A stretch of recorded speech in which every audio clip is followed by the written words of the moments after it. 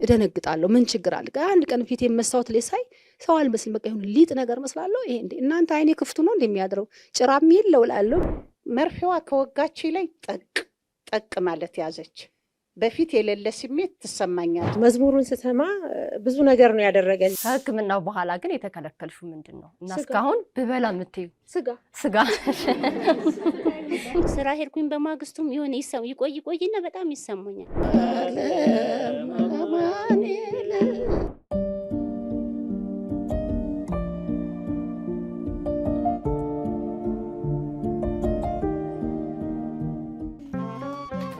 አሁን የምንገኘው በቅዱስ ጳውሎስ ሆስፒታል በሚሊኒየም ሜዲካል ኮሌጅ ውስጥ ነው ሐጺባ በደመ ክርስቶስ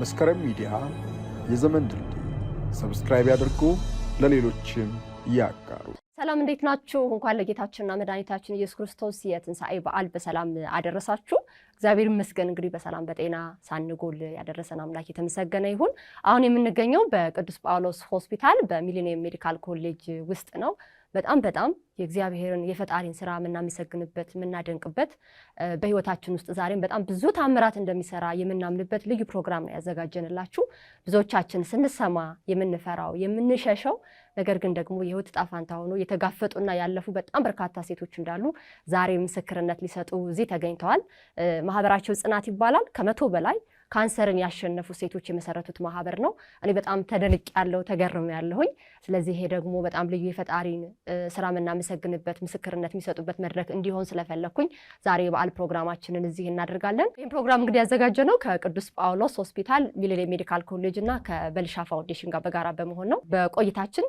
ሚያዝናኑ ካንሰር ሲባል ብዙ ጊዜ ፈራ ስለምንል ራሱ ውስጣችን በሐዘን ወይ በፍርሃት ውስጥ ነውና ዛሬ እንደዚህ አይነት ስሜት እዚህ ፕሮግራም ላይ አታገኙ በጣም የምስጋና ፕሮግራም ነው ትንሽ ዘና ያያልን እግዚአብሔርንም ያመሰገን የምንቆይበት የበዓል ፕሮግራም እንደሚሆን ተስፋ አደርጋለሁ ፕሮግራማችንን የምንጀምረው ከብካብ ኢቨንትስ ወይም ደግሞ ሁለት አዘጋጆች እግዚአብሔርን ማመስገኛ መዝሙር ያቀርቡልናል እለቱም የምስጋና ስለሆነ ማለት ነው የተለያዩ ኦርቶዶክሳዊ ሁነቶችን የሚያዘጋጁ ወጣቶች ናቸው በቀጣይ ፕሮግራም ብዙ እናወራላችኋለን ስለነሱ አሁን መድረኩ ለነሱ ተዋለሁኝ እናንተ ግን እንኳን ደህና መጣችሁ ሁላችሁ መልካም ጊዜ ከብካቦችን ወደ መድረክ ጋብዛለሁ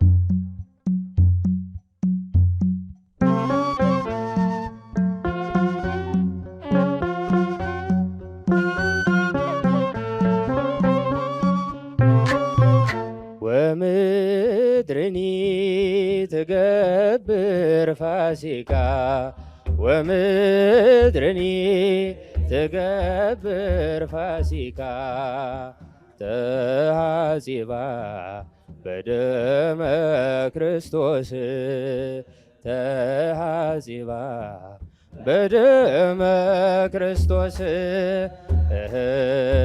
ተሐጺባ በደመ ክርስቶስ ተሐጺባ በደመ ክርስቶስ ወምድርኒ ትገብር ፋሲካ ወምድርኒ ትገብር ፋሲካ ተሐጺባ በደመ ክርስቶስ ተሐጺባ በደመ ክርስቶስ ተሐጺባ በደመ ክርስቶስ ተሐጺባ በደመ ክርስቶስ ወምድርኒ ትገብር ፋሲካ ወምድርኒ ትገብር ፋሲካ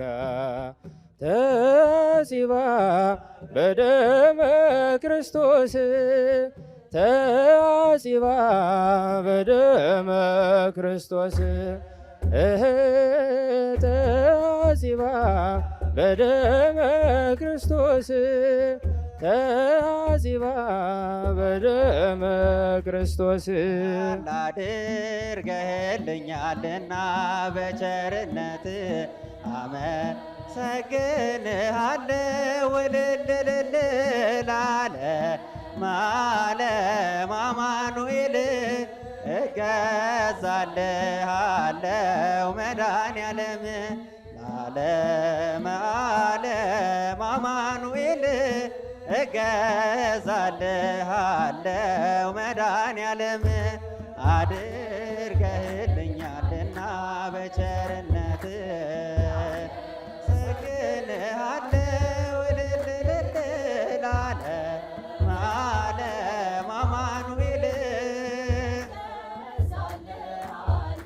መድኃኔዓለም ለዓለመ ዓለም አማኑኤል እገዛልሃለው መድኃኔዓለም ቀኑ ጨልሞብኝ ዙሪያው ገደል ሆኖ የችግር አረንቋ ፊቴ ተደቅኖ ረዳት ያጣሁኝ በመሰለኝ ጊዜ ፈጽሞ አራቅልኝ የልቤን ትካዜ አድርገህልኛልና በቸርነት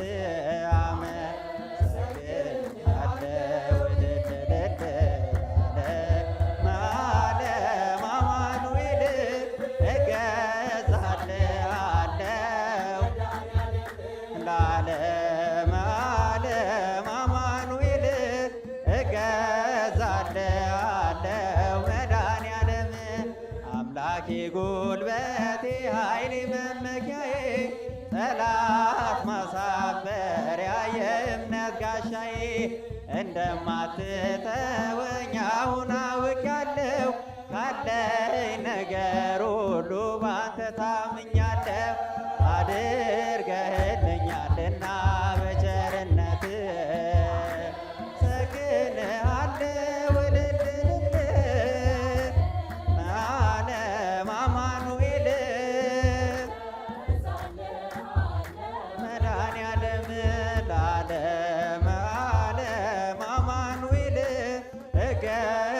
እገዛልሃለው መድኃኔዓለም ጥቂቷን አብዝተ የምትመግብ ጌታ የምመልስልህ ባላገኝ ስጦታ በቀንም በሌሊት ሁሌ ለሚያበራ መክር ለባህር የጹብ ላንተ ሥራ አድርገህልኛልና በቸርነት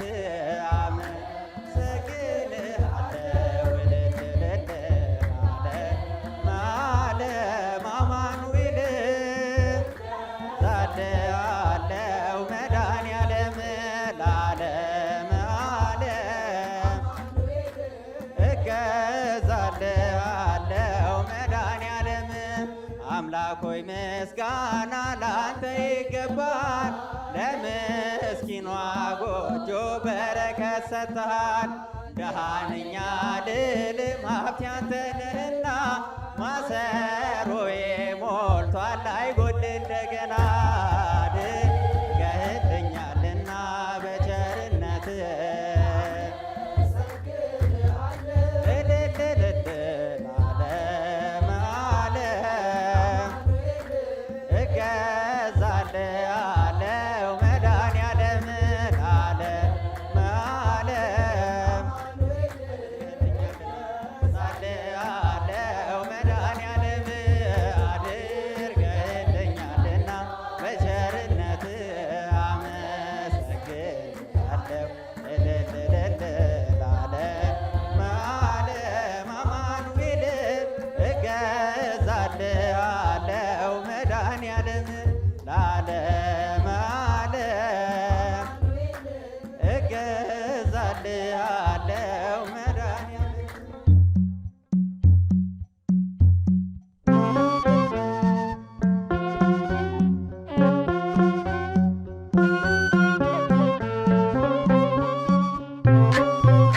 አድርገህልኛልና አመሰግናለሁ ሲሉ ነበር የከብካብ ሁነት አዘጋጆች እግዚአብሔርን ያመሰገኑልን።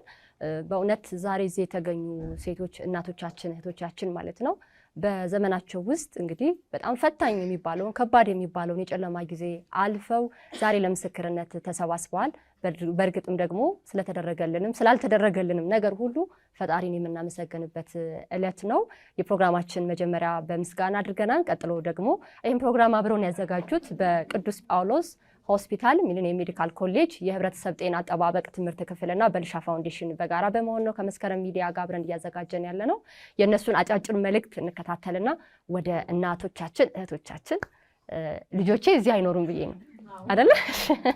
እንደምን አረፈዳችሁ፣ እንኳን አደረሳችሁ። እንኳን ለብርሃነ ትንሣኤው እኔንም እናንተንም በሰላም አደረሰን። ዶክተር ዮርዳኖስ እባላለሁ። ከዚህ በፊት ከጽናቶች ጋር ተገናኝተናል አይደለ? ካስታወሳችሁኝ የበልሻ ፋውንዴሽን ፕሮግራምና ኦፊስ ኮኦርዲኔተር ነኝ።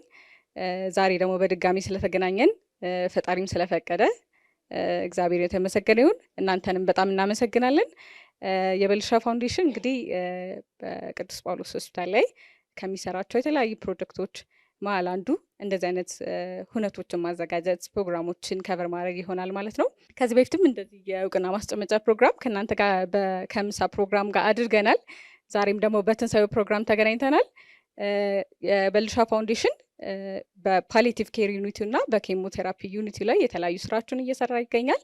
በስራችንም የተለያዩ ሕክምናውን የሚፈልጉ ታካሚዎችን እየረዳን እንገኛለን።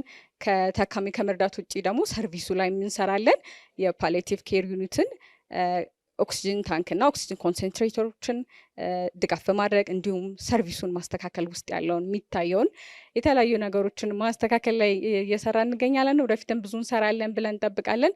እናንተ ማየት ደግሞ ከእናንተ ጋር መሆን ደግሞ ለእንደኛ ላለ ፋውንዴሽን ይበልጥ ብርታት ነው። ምክንያቱም ከህመም ውጪ ከዛ በኋላ ያለውን ህይወት ደግሞ በተስፋ ስለምታሳዩን እናመሰግናለን። መሰባሰባችሁም ደግሞ ለሌሎች በጣም ብዙ ትምህርት ነው። ከዚህም በሽታ ውጪ ላሉ ምን ያህል ሰፖርት ግሩፕ ያለውን ጥቅም ማሳያ ነው። ይህን ለማለት እፈልጋለሁ። አመሰግናለሁ። ሌሎቻችሁም ደግሞ በሲቪል ማህበራት ያላችሁም፣ በመንግስት ተቋም ያላችሁም፣ እንዲሁም በግልም ድርጅት ያላችሁን አብረን እንስራ፣ አብረን እንደግፍ የሚል ጥሪ ያቀርባለሁ። አመሰግናለሁ። ዶክተር አብዶ አደም ነው ስሜ። ስለዚህ የቅዱስ ጳውሎስ ሆስፒታል ሚሊኒየም ሜዲካል ኮሌጅ የካንሰር ሕክምና ስፔሻሊስት ነኝ። አሁን ደግሞ የካንሰር ሕክምና አዲስ የሚሰራውን የካንሰር ሕክምና ህንፃን ወይም ደግሞ ተቋምን በመምራት ላይ ይገኛለሁኝ። ስለዚህ በመሀላችሁ ለዚህ በዓል ተገኝቼ ይህን መልእክት እንዳስተላለፍ ስለጋበዛችሁኝ አመሰግናለሁ። እንኳን አደረሳችሁ። እንግዲህ የቅዱስ ጳውሎስ ሆስፒታል ሚሊኒየም ሜዲካል ኮሌጅ እናንተ ለካንሰር በተለይ ደግሞ እኛ እንደ ካንሰር ሐኪም ለእኛ በጣም ትልቅ ብርታት ነው። እናንተም በዚህ ልክ ማየት መሀላችሁ አይነው ይሄ ማህበር ሲቋቋም ጀምሮ ከነ ሲስተር ዘውድነሽ ከሌሎቻችሁም ጋር ብዙ ረጅም ርቀት ተጉዘናል። 17 ዓመት ሙሉ ካንሰርን አሸንፈው ከካንሰር ታክመው ድነው ያሉ የማህበሩ አባላትን የያዘ ስለሆነ በጣም ትልቅ ኢምፓክት ነው ያለው። እንደኛ እንደ ካንሰር ሐኪም ባለኝ በጣም አጭር በሚባል ኤክስፔሪየንስ ትልቁ የምንቸገረው ነገር እንደናንተ አይነት ሰዎችን ማግኘት ነው። ምክንያቱም እኛ ሀገር ላይ ለካንሰር ያለን አመለካከት በጣም ዝቅተኛ ከመሆኑ የተነሳ ሰው ካንሰር አለብህ ተብሎ ሲነገር የመጀመሪያ ነገር አእምሯቸው ላይ የሚመጣው ሞት ነው። በቃ የሞት ዜና እንደነገርናቸው አድርገው ነው። ስለዚህ የእናንተ መኖር ጥንካሬን ይሰጣል። እውነትም ከካንሰርም ታክሞ መዳን ይቻላል የሚለውን ነገር ከኛ አፍ ከሚሰሙት ከኛ ከሐኪሞቹ ከሚሰሙት እናንተ ምስክር ሆናችሁ ስትነግሯቸው ስታሳዩቸው በጣም ትልቅ ለውጡን ማየት ስለሚችሉ ትልቅ ድጋፍ ነው ያለው። ስለዚህ እናንተም በተራችሁ አይ ቲንክ እንደኔ እኛ በመድኃኒት በሌሎች የካንሰር ሕክምና አይነቶች እያከምን ነው። እናንተም ደግሞ ሕክምና እየሰጣችሁ ነው የምለው ሁል ጊዜ። ስለዚህ እንኳን ደስ ያላችሁ። የጽናት ማህበር እንግዲህ እንደተባለው መጀመሪያ ስንጀምር በጡት ካንሰር ታካሚዎች ነበር የጀመርነው። ከዛ ቀጥሎ ሌሎች የካንሰር አይነቶችንም ሁሉንም በማካተት እንትን እያለን ያለ ነው። እንደተባለው ከ100 በላይ አባላት አሉት። በጣም ብዙ ስራ ይሰራሉ። በጣም ብዙ ስራ እንዳልኳችሁ በሆስፒታሉ በእኛ አቅም ሊሸፈኑ ከሚችሉ በላይ በተለይ ደግሞ የሳይኮሎጂካል የኢሞሽናል እንትኑ ሳፖርቱ በጣም ብዙ ነው እና ያንን እየተደጋገፉ እየተነጋገሩ እየተጋገዙ ለዚህ ጊዜ መብቃት በጣም ትልቅ ነገር ነው። አይ ቲንክ አሁን በጣም ብዙ ነገሮች እያያችሁ ነው። በጊዜ ሂደት እየተቀየሩ ነው ያለው። ድሮ እነ ሲስተር ዘውድነሽ ታክመው በሚድኑበት ጊዜ ያሉን የሕክምና ፋሲሊቲዎች ዛሬ ያሉን የሕክምና ፋሲሊቲዎች አልነበሩንም። አሁን እንደ ሀገርም እንደ ተቋምም እነዚህ ሕክምና ፋሲሊቲዎች በጣም እየጨመሩ እያደጉ እየሰፉ ነው የመጡት። ስለዚህ ከካንሰር እውነትም መዳን የምንችልበት አጋጣሚ በጣም እየሰፋ ነው የመጣው። የኬሞቴራፒ በክፍላችን እንግዲህ በካንሰር ሕክምና ክፍል ብዙ አገልግሎቶችን እንሰጣለን። የካንሰር ሕክምና መድኃኒት እንሰጣለን፣ ትምህርት እንሰጣለን። የካንሰር ሕክምና መድኃኒት በተመላላሽ እና በተኝተው ማከም ሕክምና ወይም ደግሞ ተኝተው እንዲታከሙ እናደርጋለን። በቅርቡ ደግሞ ያያችሁት የፓሊዬቲቭ ኬር ወይም ደግሞ የጽኑ የእንክብካቤ ክፍል ተከፍቷል። ራሱን የቻለ በጣም ደስ የሚል ለሀገርም እንደ ምሳሌ የሚሆን ተቋም ተከፍቷል።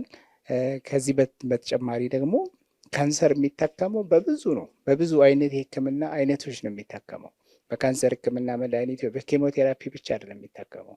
ሰርጅኖቻችን፣ የቀዶ ጥገና ሐኪሞቻችን በሙሉ ከኛ ጋር ናቸው ያሉ። ስለዚህ የቀዶ ህክምና አገልግሎታችን ከምታስቡት በላይ በጣም እየሰፋ እያደገ ብዙ ሐኪሞችን እያስተማን ለዚህ አድርሰናል። በቅርብ ደግሞ ከሀገራችን ትልቅ የሆነ የካንሰር ህክምና ማዕከል እስከዛሬም ስንጠብቀው የነበረው የጨረር ህክምና ማዕከል እንጀምራለን። እንዲህ እያለ እንግዲህ ሌሎች የህክምና በሀገራችን የሌሉ የህክምና አማራጮችን በሙሉ አቬይለብል እንዲሆኑ ወይም ደግሞ ለታካሚዎቻችን እንዲደርሱ የሆስፒታሉ አመራር አባላት እኛም በትጋት ቀን ከሌት እየሰራን ያለ ነው። በዚህ ሁሉ ጊዜ የእናንተ መኖር በጣም ትልቅ ብርታት ነው። አይ ቲንክ ስማችሁ ራሱ ጽናት ነው። ለእኛ ጽናትን ይሰጠናል፣ ብርታትን ይሰጠናል። በተረፈ በመካከላችሁ ስለተገኘሁኝ በጣም በጣም ደስ ብሎኛል። እናንተን ሁልጊዜ ስናይ የሚታየን እንዳልኳችሁ ሰው ስራ ሰርቶ ሲያፈራለት የሐኪም ትልቁ ደስታ ይሄ ነው። በተለይ ደግሞ ካንሰርን አክመን አድነን በዚህ መልኩ ስናያችሁ ከምንም በላይ ደስታው ራሱ የእናንተን ማየት ይከፍለናል ማለት ነው እና በውስጥ ሁላችንም እኔም ብቻ ሳልሆን ጓደኞችም በህክምናው ላይ የሚሳተፉ በሙሉ ባለሙያዎች፣ ነርሶቻችን በጣም ቀን ከሌት ደከመን ሳይሉ የሚያክሟቸው የሚንከባከቦቻችሁ ነርሶቻችን፣ ሌሎችም ከጥበቃ ጀምሮ ያሉት ባለሙያዎቻችን በሙሉ እናንተን በዚህ ደረጃ ማየት በጣም በጣም ደስ ይላችኋል። ደስ ብሎናል። እንኳን አደረሳችሁ። አመሰግናለሁ። እሺ፣ በጣም እናመሰግናለን። እግዚአብሔር ያክብርልን። ተመልካቾቼ በነገራችን ላይ በግራና በቀኝ የምትመለከቷቸው ከጽናት ማህበር ከ100 በላይ ማህበር መግቢያው ላይ እንደገለጽኩላችሁ ካንሰርን ያሸነፉና አሁንም ደግሞ እየታገሉ እያሸነፉ ያሉ በጣም ጠንካራ ሴቶች ጋር ነው ቆይታ እያደረግን ያለ ነው። ከነዛ መካከል እንግዲህ 4ቱ ልምዳቸውን ሊያካፍሉ አጠገባችን ይገኛሉ። ሌሎች ደግሞ ካሜራ እያሳያችሁ ይገኛል። ግን በጣም ዘና የሚያደርጉ የተለያዩ ጥያቄዎችን ሰተናቸው እየተዘጋጁ ነው ያሉት። እሱንም ጨዋታ ቆየት ብላችሁ ትከታተላላችሁ። ከመስራቾቹ አንዷ ወደ ሆነችው ወደ ሲስተር ዘውድነሽ ነው የሚሄደው። ሲስተር ቅድም አድርገህልኛልና የሚለው መዝሙር ሲዘመር እንባ እየተናነቀሽ እንዲህ ስትይ እያየሁ ነበረ። ምንድን ነው ወደ አእምሮሽ የመጣው መጀመሪያ መዝሙሩን ስትሰሚ? መዝሙሩን ስሰማ ብዙ ነገር ነው ያደረገልኛ። እኔ እዚህ ጳውሎስ 40 ዓመት ነው ያገለገልኩት። አንድ ቀንም ህመም አሞኝ ብዙ እንደ የተቸገርኩበት ነገር አልነበረምና ሲመጣ ከባዱ ነገር ነው የመጣውና ከባዱ ነገር ሲመጣ ደግሞ ቀለል አደረገው። ስለዚህ ስላደረገልኝ እግዚአብሔር ሁሉ ጊዜ ይሄን መዝሙር ስሰማ እንባዬ ይመጣል። አደረገልኝ። ተመልሼ ስራ ላይ ዋልኩኝ። ሰርቼ ነው ወደ ቤቴ የምገባ የነበረው። በህመሙ ሰዓት ግን እንኳን ለስራ ለመስራት ይቅርና የመዳን እንትንም ይኖረኛል ብዬ አላሰብኩም። ከዛ በኋላ 4 ዓመት ሰርቼ ነው አሁን በጡረታ እግዚአብሔር ይመስገን የወጣሁትና መዝሙሩን ስሰማ የሚሰማኝ በዚህ ነው። ካንሰር መጀመሪያ እንዳለብሽ ያወቅሽ ነበር? ካንሰር እንዳለብኝ ያወቅኩት ራሴ ነኝ። ገላይን ስታጠብ ነው ሰውነቴን ዳብሼው አላውቅም። ግን ብዙ ጊዜ ሰዎችን ያው በሙያዬ መናገር ስላለብኝ ወዳጆቼንም ጓደኞቼንም ገላችሁን ስትታጠቡ ሰውነታችሁን ዳብሱ፣ ያበጠ ነገር ሲገኝ ግን ወደ ሐኪም ጋር ሂዱ እያልኩ ሁልጊዜ ጡታችሁን ዳብሱ እያልኩ እናገር ነበረ። እኔ ግን አንድ ቀንም አድርጌው አላውቅም ነበር። አንድ ቀን ግን ያው እንዲከሰትና እንድድን ስለፈለገ ገላይን ስታጠብ ዳበስ ሳረጋት ለእኔ በዛን ሰዓት ትንሽ አድርጌ ነው አይምሮዬ ነው ትንሽ ያደረገው እንጂ ትልቅ ነበረ እና ሳያት አበጥ ያለች ነገር ነው ጠጠር ብላለች እና ቶሎ እጄን አነሳሁት ከዛና እግዚአብሔር ወይ መጥፎ ነገር አታደርግብኝ ምንድነው ይሄ ያበጠ ነገር ብዬ ነው ታጥቤ ልብሴን ለመልበስ ሞከርኩት። ግን አይምሮዬ በፍጹም 2 ቀን 3 ቀን ሐኪም እስከማገኝ ድረስ ማረፍ አልቻለም። ወደ ጸሎት ነው የሄድኩት። ቤተክርስቲያን ነው ለወዳጆቼም ጸልዩልኝ የሆነች ነገር ጡቴ ላይ አግኝቻለሁ አንድ ነገርና እሷ ነገር መጥፎ እንዳትሆንብኝ ብዬ እኔ ወዲያውኑ ዲያግኖስ አርጊያታለሁ እሷ እንደሆነች አርጊያታለሁ መሰለኝ። ፈራው ተንቀጠቀጥኩኝ እና 2 ቀን አቅቶኝ በ3ኛው ቀን ከአንድ ሐኪም ጋራ ዶክተር አቤኔዘር ይባላል አብሬው መሰራ ህፃናት ክፍል ስንሰራ ሰርተን ስራ ስንጨርስ እባክህ እዚች ጋር ምንድነች የሆነች ነገር አይቻለው ብዬ ሲያየኝ ተለቅ ብሎበታል። ሲስተር እንዴት እስከ ዛሬ ድረስ አላየሽውም እቺ ነገር እኮ ተለቅ ብላለች ብሎ ሲለኝ በቃ ለቅሶ ነው የቀጠልኩት። ትልቁን ለቅሶ የኔ ያደረኩት እሱ ላይ ነው። አለቀስኩኝ፣ አዘንኩኝ በጣም በጣም በጣም ከሚገባው በላይ አጽናናኝ። ወደ ቤቴ መሄድ እንዳለብኝ ሲያቅ ቤትሽ ላደርስሽ ብሎ ቢል አይ እናቴ ቤት ስላለች እንዲሆኝ እናቴ እንድታይኝ ስለማልፈልግ እኔ ወደ ቤተ ክርስቲያንም ቢሆን አመሻሽቼ ነው የሚሄደው ብዬ አልኩት። እንዳልኩትም አመሻሽቼ ብዙ ነገሮች ሆነዋል። በዛን ወቅት ላይ ራሴን ሁሉ እስከ መሳት ደርሼ ነበረ። ቤቴ ስገባ እናቴ ገና ስታይ ምን ሆነሽ ነው አንቺ ጥቁርቁር ብለሻል ብላ ስትለኝ ኧረ ፀሐዩ ነው እንጂ እንዴት አልጠቆርኩም አልኳት። ገባው ወደ 5 ሰዓት ከምሽቱ ላይ ለዶክተር አየልኝ ነው የደወልኩለት። ዶክተር አየልኝ ጡቴ ላይ የሆነ ነገር ወጥቷል መሞቴ ነው ያልኩት። ስለው እንዴ አንቺ በዚህ ሰዓት ለምንድን ነው የምትደውይው? መተኛት ስላቃተኝ አልኩት። መቼ ነው ያየሽው አለኝ። 2 ቀን ሆኖኛል። እችን 2 ቀን እንደቆየሻት ነገ ትመጫለሽ፣ ዝም በይና ተኝ፣ ቀላል ነው ብሎ አጽናናኝና ተኛው። አብሬው የተማርኩኝ ስለነበረ ሰኞ ደረሰ። ሰኞ ዕለት በጠዋት ስመጣ እሱ ተዘጋጅቶ ፈርቶ ስለነበረ መሰለኝ አነጋገሬም ስለጮኩበት ካርድ ምናምን አስወጥቶ ጠበቀኝ። ባየ ሰዓት በቃ ምንም ችግር የለም አለ። እኔ ያለቅሳለሁ፣ እሱ ያጽናናኛል። ናሙና ልውሰድ አለ። ናሙና ተወሰደ። ያ ናሙና ሄደ። ያ ናሙና ተሰርቶ ሲመጣም በጣም ከባድ ሆነ። የካንሰር ነገር ሆነ። አጠር ላድርገውና በዛ ሁሉ ነው ያሳለፍኩት እና በአጭር ጊዜ ውስጥ ነው ግን ለሕክምና ጳውሎስን የማመሰግነው መድኃኒት ገዝቶ አያሳክመኝ እንጂ ሰራተኛው በጣም ነው የተባበረው። የመጀመሪያም በሽተኛ እንደሆንኩ ነው የቆጠረው። ሁሉ ሰው አለቀሰ ከላይ እስከ ታች፣ ከዘበኛ አንስቶ እስከ ላይ ያሉ ሐኪሞች በሙሉ ተደናቅጠው የነሱ ጸሎትም የነሱም እንባ ለዚህ አበቃኝ። እኔ ኦፕሬሽን ስገባ ቅዱስ ጳውሎስ ሚሊኒየም ሜዲካል ኮሌጅ ሲከፈት የመጀመሪያ በ2000 ነው የተከፈተውና እነኛ ልጆች ተማሪዎች ሁሉ ጊዜ እንደ ልጆቼ ነው የማያቸውና ክብብ አድርገውኝ ወደ ኦፕራሲዮን ክፍል ስገባ ከአይኔ ላይ እንባ እየጠረጉ ዜድሻ ጎበዝ አይደለሽም እንዴ አይዞሽ ብለው ነው ወደ ኦአር ይላኩኝ። ትልቅ ቦታ ላይ ደርሰዋል። አሁንም ይድረሱ፣ ሳላመሰግናቸው አላልፍም። ክብክብ አድርገው ኦፕሬሽን ሆንኩኝ። ዶክተር አየልኝ አልኩት እጁን እየታጠበ እኔ እንደምሞት ነው የምቆጥረው በዛን ሰዓት። ናማስቲ ብዬ አልኩት። ምን ነው ብሎ ሲለኝ እንግዲህ ያየኸውን በሙሉ ልቅም አድርግና አውጣልኝ ከሞት ከተረፍኩኝ ብዬ ስለው አንቺ ወደ ኦፕሬሽን እየገባሽ እንዴት ይኛለሽ እንዴ ብሎ ነው ወደዛ ሄደው። እከሌ ጠይቆኛል፣ እከሌ መጥቷል፣ እንዴት ነኝ ድኛለሁ፣ ሰውነቴን ስታዩት ደህና ነው እያልኩ ስጠይቅ እነ ፍስሐ እነ ጌታቸው የሚባሉ ነርሶች ነበሩ። ሲስተር ዘውድነሽ ማወቅ ያለብሽ ጳውሎስን በሙሉ አነቃንቀሽዋል፣ ያልጠየቀሽ የለም የጳውሎስ ሰው ብሎ ሲለኝ እጅግ በጣም ደስ አለኝ። እዚህ ደረጃ ደርሻለሁ። እሺ ስም ልተዋወቅ። ፈልቃ ነው ኩሴ። ፈልቃ። እሺ ትርጉሙን በዛው እንዲያውቁት ብዬ ነው በእጅ ያሳየው ፈልቃ። እሺ እንዴት ነበር የሰማሽው ካንሰር መኖሩን? እኔ እንኳን ፀጉሬን ታጥቤ ሻወር ላይ መስታወት አለ። ከመስታወቱ ሳይ እንዲህ ስልገው የሆነች ነገር አየሁ። ትንሽ እንዲህ ስትሰሪ አሁን እንደዚህ ሻወር ገብተሽ ፀጉርሽን ታጥበሽ እንደዚህ ስል አየኋተኝ። ከዛ ገላዬንም ታጥቤ ስለነበር ምንድን ናት ብዬ አየኋትና ከዛ ወደ ሐኪም ቤት ሄድኩ። 22 ነው ሄድኩኝ። እኔ የግል ሐኪም ነበረኝ ዶክተር ዘኪ። አሁን ቀጥታ ሲሄድ እኔ በተፈጥሮዬ ፈሪ ነኝ በፊትም። ስለዚህ ሁል ጊዜ በአመት ውስጥ 2 ጊዜ ምን ጊዜ እመረመራለሁ። ቢሮአችንም ያስመረምረናል። ስለዚህ ይሄዳለሁ ሁል ጊዜ ከሱ። አሁን ያየኝ ልምደው ነው የመሰለው። አሁን ሲያየኝ ምንድነው ምናምን ሲለኝ ያትልህ ዶክተር እዚች ላይ እያት አልኩት። አየና ትንሽ ናት አለ። አየና እስኪ ሂጂ ደም ስጪ አንቺ ስለምትፈሪ ነው ምናምን ብሎ አበረታቶ ሰደደኝ። አሁን ስንሄድ ወደዛ ሐኪም ሲሄድ ደም ልሰጥ ሰጠው። ተመልሼ መጣሁ። ስመጣ ነፃ ነሽ ምንም ችግር የለውም አለኝ። ካለኝ በኋላ ልክ በ4 ወሩ አብይ ጾም እንደዚህ ነው የነበረ። ጾም ነበር። አሁን የሆነ ስሜት ከተሰማሽ ግን ነይ ብሎኝ ነበር እሱ።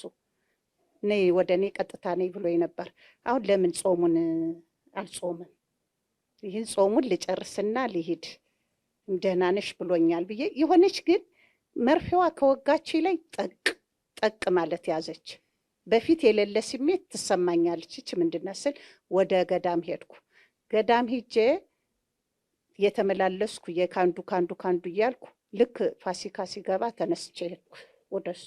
ሲሄድ አየኝና በአስቸኳይ እንደገና ምርመራ አድርጌ አለኝ። እሺ አልኩ። ስመረመር 3ኛ ደረጃ ደርሷል። አሁን ለምን አልኩት። ጨነቀው እሱ ሊነግረኝ። ምክንያቱም ተለይቼው አላውቅም እሱን በአመቱ እያልኩሽ ነው 2 አሁን እንዴት ለምን አለና ሄደ። ዝም ብሎ ውጤቴን እንዳየ ተነስቶ ወደ መራኝ ሁሉ በየክፍሉ ገባ። በዛ ይገባል ይወጣል። እኔን ቁጭ አርጓል። እኔ ደግሞ ምንም ብዙ እንትን አላልኩትም።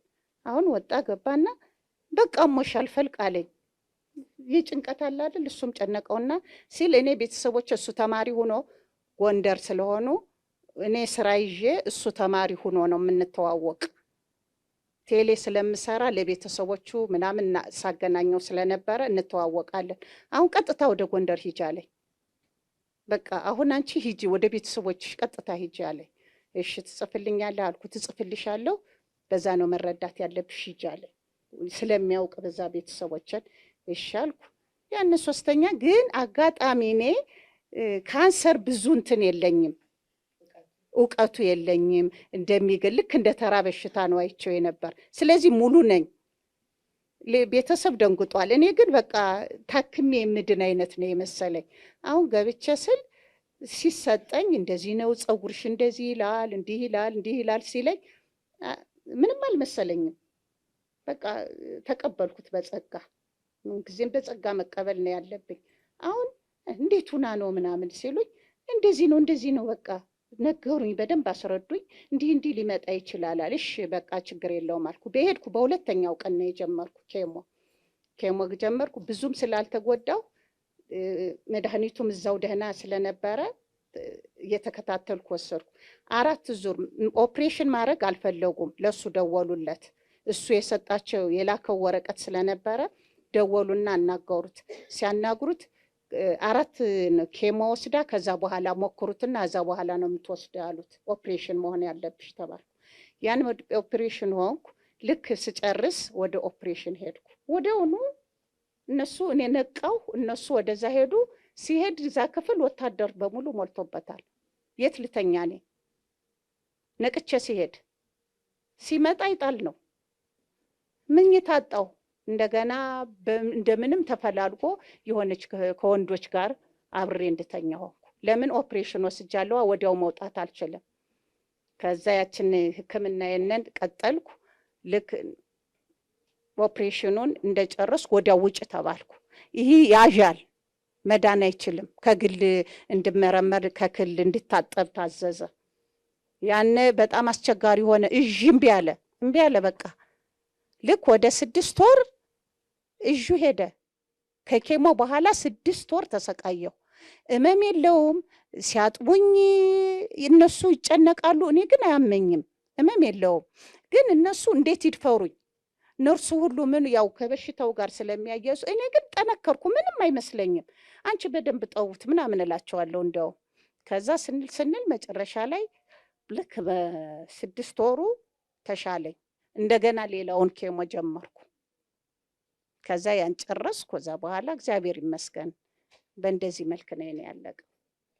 ያጠነከረሽ አለማወቅሽ ነው? አለማወቄ እኔ ብዙ እንትን የለኝም ሳስበው አሁን ነው የምልሽ። አሁን ግን እንዲህ ሲሆን እንዲህ ነው ብዬ እናገራለሁ። ያን ጊዜ ግን ካንሰር ምን እንደው በቤተሰብም ታሞ ስለማያውቅ አላውቅም። ያ ግን ለእኔ የጠቀመኝ ነው የመሰለኝ። እንደ ቀላል ነው ያየሁት እኔ ቁስሉም እንደዛ እድናለሁ ነው። ግን በአጠቃላይ ካንሰር እድናለሁ ብለሽ ካሰብሽው ትድኛለሽ። የጭንቅላት ስራ ነው ካንሰር። ታማሚ ሁነን እድናለሁ ካለ ይድናል፣ አልድንም ካለ አልድንም ነው። ስለዚህ ያን አስቤ አይደለም፣ ትምህርቱ ኑሮኛ አይደለም። እግዚአብሔር ግን አለማወቄ ጠቀመኝ። በቃ ይሄ ነው። መለሳለሁ ወደ እህቴ ደግሞ ልሂድ። እሺ ስም ልተዋወቅ። ስሜ ሀና አየለ ይባላል። በመጀመሪያ የድንግል ማርያም ቸሩ መድኃኔዓለም ክርስቶስ ለዚህ ቀንና ለዚህ ሰዓት ስላደረሰኝ አመሰግናለሁ። እህቶቼም እንዴት ናችሁ? ሰላም ናችሁ? እንኳን አደረሳችሁ። እንዲሁም ዶክተሮቻችን እውነት እኔ ጳውሎስ ማለት ለእኔ ልክ እንደ ቤተሰብ ማለት ነው። ዶክተሮቹም እንደ እህት እንደ ወንድም ነው። ማንም አያመናጭቀንም። ምክንያቱም በሽታው እንትን ሲታወቅ ካንሰር ሲባል በጣም ከባድ ነው፣ ይከብዳል። ግን ራስሽ ጠንካራ ከሆንሽ ራስሽ ሙሉ እምነት ካለሽ ይዳናል እና ጥንካሬ ያስፈልጋል። እኔ በመጀመሪያ ያወቅኩትኝ ወደ ብሔራዊ አካባቢ ነበር የምሰራው። ታክሲ የለም ነበር እና በጣም ስንጋፋ በዚህ በክንዱ መታኝ። ከዛ በክንዱ ሲመታኝ የሆነ ፔና በጣም አመመኝ። ከዛ ገባሁኝና አረ እናቴ አልኳት፣ እዚህ ጋር በጣም ያመኛል ይሰማኛል፣ ምንድን ነው አልኳት። ከዛ እንዲህ ቀስ ብለሽ አትመጪም ስትለኝ ታክሲ የለም። ከዛ በቃ ተነሳሁኝና መድኃኔዓለም እንዳረከኝ አድርገኝ አልኩኝና ጸበል እና እምነት ቀባሁትኝ፣ ተኛሁኝ። ሆኖም በቃ እያለ ስራ ሄድኩኝ። በማግስቱም የሆነ ይቆይና በጣም ይሰማኛል። ከዛም በኋላ ተክለ ሃይማኖት ሄድኩኝ። ተክለ ሃይማኖት ሐኪም ቤት ሄድኩኝ። ሰታይ እባጥ ነገር አለች፣ በእንትን ወሰዷት። ከዛ ከአቅም በላይ ሲሆን ወደዚህ መጣሁኝ። ከዛ ናሙና ዶክተር ይሳቅ እድሜ ይስጠው ከነ ቤተሰቡ ከነ ሁሉም ነገር ይሟላለት። እውነት ለዚህ የሚያበቃኝ እሱ ነው። ከዛ ናሙና ተወሰደ። ናሙና ሲወሰድ አጋጣሚ በጣም ደስተኛ ሆነ እሱ ራሱ፣ ቤተሰቡ ሁሉም ተደሰተ። ኖርማል ነው፣ ነፃ ነው። ከዛ በቃ እንደዛ ከሆነ እጢዋ ብቻ ትውጣ ተባለ። እጢዋ ሲወጣ ብቻዬን ነበር የመጣሁት። ለምን ውጤቱ ሰላም ነው ተብያለሁ። በሙሉ ኮንፊደንስ ነው የመጣሁት። ስመጣ ዶክተር ማርታ ነበረች። ከዛ ሰላም ተባባልን። ብቻሽን የመጣሽው አለችኝ። አዎ አልኳት። ከዛም በኋላ አይ ስትለኝ በቃ ምንም ችግር የለውም እኔ ራሴ ብቻዬን ነው የምኖረው አልኳት። ከዛ ውጤቱን በጸጋ ለምን አንድ ራሴን አሳምኜ ነው የመጣሁት። ከዛ በቃ እንደዚህ ሆኗል፣ ከአንደኛ ወደ ሁለተኛ እየሄደ ነው። ምንድን ነው አልኳት። ካንሰር። ከዛ በቃ ምንም ደነገጥኩኝ፣ አሟተብኩኝ፣ ቁጭ አልኩኝ። የተወሰነ ሰዓት ስወጣ ጎመን ዘር ነው የምመስለው። አብረውኝ የነበሩ ምን ሆነሽ ነው ምናምን አሉኝ። አይ እንደዚህ የሚሄድበት አጣሁኝ፣ ቁጭ አልኩኝ። ከዛ በኋላ እንደ እህት ምቆጥራታለች። ደወልኩና ነገርኳት። ሚካኤል እንገናኝ አልኳት እና ነገርኳት። ከዛ እናቴ ያለዋት እኔ ነኝ። ምን ማድረግ ነው ያለብኝ? ራሴን ማጠንከር ነው ያለብኝ። ከዛም በኋላ ሚካኤል አብረን ሄደን አወራንና ወደ ቤት ገባሁኝ። ከዛ እናቴ አልኳት አይ በቃ እስኪ ልታከም አልኳት። ከዛ እና ኦፕራሲዮን አለኝ አልኳት። የምን ኦፕራሲዮን ነው አለች። አይ በመጀመሪያ ሰርጀሪ ስትሰራ አጠገቤ የነበረችው ልጅ ስላየች እንትን አለች። ከዛ አይ በቃ ትንሽ እየቀረች ነገር አለች ትወጣለች ምናምን አልኳት። መጨረሻ ስጨርስ ነው በቃ እሷ ደግሞ በጣም እንትን አለች። ከዛ በኋላ እግዚአብሔር ይመስገን ኬሞዬንም ጨረስኩ እና እንደታመምኩ አይደለም የሚከብደኝ የነበረው ከሁለተኛው ቀን ከሶስተኛው ቀን በኋላ ነው። ግን እግዚአብሔር ይመስገን እመቤቴ ማርያም ፈቅዳ ይኸው በዶክተሮቻችንም እንትን ክብር ለመድኃኒዓለም። ስለዚህ ካንሰር ከታከምን ይዳናል እና ምንድነው የሰው ወሬ አለመስማት። ለምን ካንሰር ያዘኝ ሲባል የሚመጣው ሰው ወይ ሊል ይችላል ወይኔ ሊል ይችላል። ግን እኛ ምንድነው መሆን ያለብን ከመድኃኒዓለም ጋር ጠንካራ መሆን፣ ከዛ የሐኪምን እንትን ደግሞ መስማት። በነገራችን ላይ በጣም ደስ ያለኝ ይሄን ፕሮግራም ስናዘጋጅ ጽናት እንግዲህ የተለያዩ ሃይማኖቶች ወይም እምነቶች ማህበር ነው፣ የኦርቶዶክሳውያን ብቻ አይደለም እና የሌላ ቤተ እምነት ተከታይ ሆነው በዚህ በዓል ላይ ከእህቶቻችን ጋር አብረን እያከበር እኛም እናመሰግናለን ፈጣሪያችንን ብለው ስለተገኙ በጣም ማመስገን እፈልጋለሁና እነሱንም አመስግኑልኝ እህቶቻችንን። አንድ እህት ደግሞ እዚህ ያለ ስም ልተዋወቅና በዛ የሰማሽበትን አጋጣሚ ነገር። እሺ ስሜ አይናለም አምሳሉ እባላለሁ። የጡት ካንሰር ታካሚ ነኝ። ግን እንዴት ዋላችሁ? መጀመሪያ ይሄ ፕሮግራም ሲዘጋጅ በቃ ስንጠራ ኑ ብለው አስበው ሲጠሩን በቃ ትልቅ ነገር ነው የሚሰማኝ። በቃ ለካ ከቤተሰብ ውጭ የሆነ አካል እኛን ያስበናል ወይ ከቤተሰብ አካል ውጭ የሆነ ለእኛ መታመም ወይም መዳን የሚጨነቅ አካል አለ ወይ የሚል ነገር ነው የሚሰማኝ ሁልጊዜም ሲጠሩን ማለት ነው። ሲቀጥል ደግሞ ስለ በሽታው አለመረዳት አለ ብዬ አስባለሁ። ለምን በሽታውን እኔ ዝም ብሎ አጠባ ስለነበረ እንደ ማንኛውም አመመኝ። ያው ትልቆቹ ስጠይቅ አይ ስታጠቢ ጡትሽን ልጆቹ አግስቶበት ሊሆን ይችላል ምናምን ነገር አሉኝ። እሺ ብዬ ተወኝ። ከዛ እየቆየ ቀያየርና ሁለቱንም አመመኝ። ዝም ብለሽ አጥቢበት ምንም አይልም አሉኝ። አጠባሁት፣ ደህና ሆንኩኝ። ከዛ ከወር በኋላ 2 ወር በኋላ ፀጉሬን እንዲህ አበጥሬ መልስ ስል የሆነች ነገር እባጭ ነገር አለች እዚህ ጋር ምንድናት? ወይ ጉድ ደግሞ ጡቴ ብሎ አበጠ እንዴ ብዬ ዝም ብዬ ለጎረቤት የነገርኳት። ለበሽታው ምንም መረጃ የለኝም። ተውኩት አይቼው እብጠቱን። እናቴ ደግሞ አረ ሂጂ ጡት ላይ እኮ ሲያም ጥሩ አይደለም ሂጂ ስትለኝ በቃ ደግሞ አጠባም ስለነበረ ልጁን እንዴት ላድርገው እያልኩ በራሴ ላይ ችል አልኩኝ። ያው በጣም ደነገጥኩና ያልተጠበቀች ልጅ ሞተች ከአካባቢያችን። በጣም ደነገጥኩ፣ ከአቅም በላይ አለቀስኩ። ሌሊቱን ታምሜ ያደርኩኝ። ይሄ ልክ ዙሪያውን እንዳለ ቀረጠጠኝ፣ ቅርጥጥጥ ሲያደርገኝ አደረ። ከዛ እቺ ጥቁር ማናት ያበጠችው ነገር ልትሆን ትችላለች ብዬ ወደ ጤና ጣቢያ ሄድኩኝ። ጤና ጣቢያም ያው አዘዘልኝ አልትራሳውንድ። ወደዚህ ላኩኝ፣ ወደ ፓስተር ላኩኝ። ፓስተር ወደዚህ ላከኝ። ናሙናው ተወሰደ እና ማለት ስንት ጊዜ ሆኖሻል አሉኝ። የሆነውን ነገርኳቸው። በቃ አሁን ካንሰር ነው አሉኝ። እሺ አልኳቸው። ያኔ ምንም እንትን አላለኝ ማለት የበሽታውን ክፋቱንም መረጃውም ስለሌለኝ ያኔ አልደነገጥኩም። የልቁንስ ሰው ሲደነግጥ ሳይ ለቤተሰቦች ይጨነቅ ስለነበረ ይደብቃለሁኝ። በተለይ ደግሞ ባለቤቴን ትንሽ ስለሚያመው ለሱ ይጨነቅና ቀላል ነው አይ ብዬ ብቻዬን የምመጣው። የበሽታውን ክፋት አላቅም። አለማወቂም ጠቅሞኛል። አንዳንዴ ጎርቶኛልም ጠቅሞኛልም። የጎዳኝ እብጠቱን አይቼ ቶሎ አለመምጣቴ፣ የጠቀመኝ ደግሞ የበሽታውን ክፋት አለመረደቴ። አልተሳቀቅኩም። በቃ እንደ ማንኛውም በሽታ አምኜ ተቀበልኩኝ። እግዚአብሔር ይመስገን። እግዚአብሔር ተጨመረበት። መጀመሪያ አባጯን አወጡ። አለማወቅ ደግሞ እዚህ ጋር ምን አለ ዶክተሮች ጠየቁኝ። 80% ይነሳ ይላል፣ 20% ደግሞ ይቆይ ይላል ሲሉኝ ድንገት እድል ካለ ብዬ ፈረምኩኝ። ማለት እንዳይቆረጥ ተቀንሶ እንዲወጣ ማለት ነው። ከዛ ተቀንሶ ወጣ። ልክ በወሩ እስከ ወር ድረስ ጠበቁ። ወር ላይ እንዳለ ይነሳ ተባለ፣ ተነሳ። ከዛ በኋላ ነው የኔ ህመም የቀጠለው። በኬሞ ሰዓት ኬሞ ነው አሁንም የምፈራው። በሽታውን ብዙ መረጃ የለኝም። ኬሞ ግን በጣም ያመኛል። በጣም ነበር ያመመኝ። ጨረርም ወስጃለሁ። እግዚአብሔር ይመስገን ሁሉን ማከናወኝ ጨርሻለሁ። ግን እንደዛ ሲሆን ምግብ አያስበላም። ይሄ አይኔ ምንም ነገር የለም። ጸጉር መቼም ታሞ ሄዳን ያውቀዋል። ሰው ሲያየኝ ይፈራኝ። እናት አይደለችም እያለ የሚሸሸኝ ሰው አለ። አስታማሚ ግን ያስፈልጋል፣ የሚረዳ ከታማሚውም አስታማሚው መረዳት ያስፈልጋል። ለምን ምን ሆና ነው ሲባል እኔ በቃ ድጋሚ ወደኋላ አልመለስም ወይም ደግሞ እራመዳለሁ ወይ እንደ ሰው ወጥቼ እገባለሁ ወይ የሚል እንትን ነበር። ለምን 96 ኪሎ ወጥ እንጂ በጣም ንፍትፍት ብዬ ነው የነበረ አባብጦ ሰውነቴ ማለት ነው።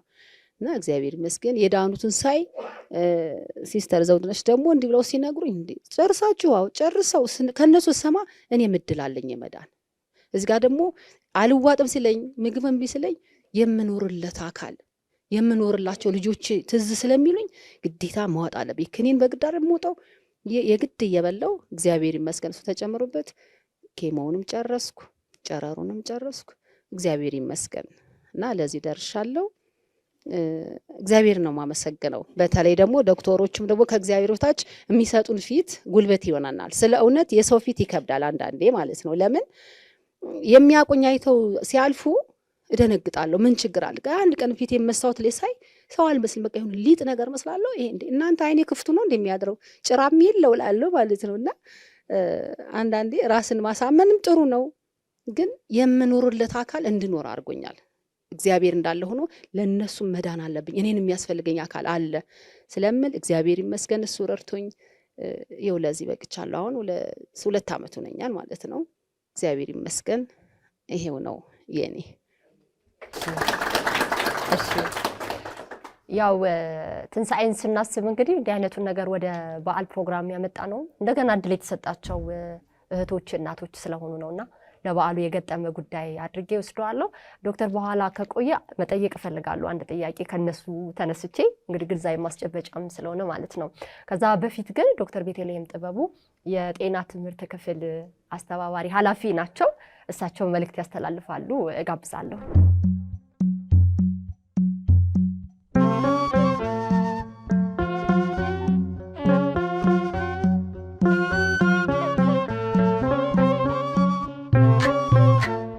እንኳን ደህና መጣችሁ። እንኳን ለትንሳኤ በዓል ሁላችንም በሰላም ለመገናኘት አበቃን። ስላየኋችሁ እጅግ በጣም ደስ ብሎኛል። የእናንተ ማህበር፣ የእናንተ ጽናት፣ የእናንተ ጀግንነት ከትንሳኤ ጋር ሲከበር ትርጉም ይሰጣል። ቢካዝ ተስፋን የምናይበት ለሌሎች ተስፋ የምንናገርበት ስለሚሆን ማለት ነው። ትንሳኤ ተስፋ በዓላችን ነው። ስለዚህ ይሄን ከእናንተ ጋር ብሬ ማክበር በመቻሌ ደስተኛ ነኝ። ዶክተር ቤተልሔም ጥበቡ እባላለሁ። የህብረተሰብ ጤና ትምህርትና አገልግሎት ዳይሬክተር ነኝ። እዛ በእኛ ክፍል እንግዲህ ብዙ ሄልዝ ኤዱኬሽን የግንዛቤ ማስጨበጫ ስራዎች ብዙ እንሰራለን። እናንተ ደግሞ አክቹዋሊ ከንግግሩ ሳይንሱን ከምናወራው በላይ አልፋችሁት ደግሞ እናንተ በአካል ያላችሁ ትምህርት መስጫ ናችሁ፣ አስተማሪዎቻችን ናችሁ እኛ ከምንናገረው በላይ እና ለሌሎች ተስፋ የምትሰጡልን ስለሆነ እጅግ አድርገን እናመሰግናችኋለን። ቅድም ዶክተር አብዱ እያነሳ የነበራቸው ሀሳቦች አሉ። ቅዱስ ጳውሎስ ሆስፒታል እንግዲህ የካንሰር ሕክምናን በተሻለ መልኩ ለመስጠት ብዙ ስራዎች እየሰራ ነው ያለው። አመሰግናለሁ። ለሶስት ሰዎች አስቀድሜ ወረቀት ሰጥቼ ነበረ እና የሰጠኋቸው ምንድነው ለተመልካቹ ግልጽ ለማድረግ ለማታውቋት ምናልባት ዛሬ በካንሰር መያዟን ለሰማች ወይም ከሰሞኑ ለሰማች ለማታውቋት አንድ ሴት ደብዳቤ ጻፉላት የሚል ነው። 3 ሴቶች እጃችሁን አውጡልኝ ወረቀት የተሰጣችሁ። እሺ 4 ናችሁ? እሺ እሺ እሺ። ስለዚህ እዚህ ጋር እየወጣችሁ ለዛች ለማታውቃችሁ ለማታውቋት ግን ደግሞ የእናንተ ደብዳቤ ለሚያጸናት አንድ እህት ታነባላችሁ ማለት ነው። እንኳን ለትንሳኤ በዓል በሰላም አደረሳችሁ። እንደኔ ድንገተኛ ሁላችሁም አይታችሁታል። ድንገት ሰው ሲታመም ምን ያህል ስሜት እንደሚሰማው እናውቀዋለን በራሳችን እና አንድ እህቴ ድንገት ታማ እንዲታመም ያለው ስትለኝ ልሰጣት የምችለው መልስ ይሄን ነው። እህቴ አንቺ ባለፍሽበት አልፌያለሁ፣ በጣም ደንግጫለሁ። ህይወቴ ያበቃላትም መስሎኛል፣ ነገር ግን አላበቃም። ሕክምናሽን በደንብ ከተከታተልሽ ለራስሽ ደስታና ሰላምን ከፈጠርሽ ትድኛለሽ። ዛሬ ነው፣ ነገ ደግሞ ሌላ ቀን ነው። ይህ ህመም እንደማንኛውም ከታከመ መዳን ይችላል። ወደ ፈጣሪሽ መጠጋትና መትጋት በቃ።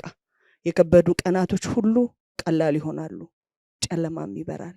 በርቺ ይላታለሁ። በጣም አመሰግናለሁ። በእናንተ ንግግር እናንተን በማየት ብዙዎች የሚበረቱ ስላሉ ነው። እሺ ሰላም፣ እንዴት ዋላችሁ? እግዚአብሔር ይመስገን። እሺ እኔም የጡት ካንሰር ታማሚ ነኝ። እኔ ለድንገት ለማላቃት እህቴ ደብዳቤ አድርሼ ተብያለሁ።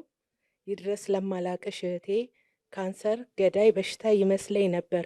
ነገር ግን አንቺ አይምሮሽን ካሳመንሽ ምንም እንኳን ከባድ ቢሆንም ህመሙ ታልፊዋለሽ። ሐኪም የሚያዝሽን መድኃኒት በተግባር ከተከታተልሽ ይሄንን በሽታ እንደምታልፊው እርግጠኛ ነኝ። አመሰግናለሁ።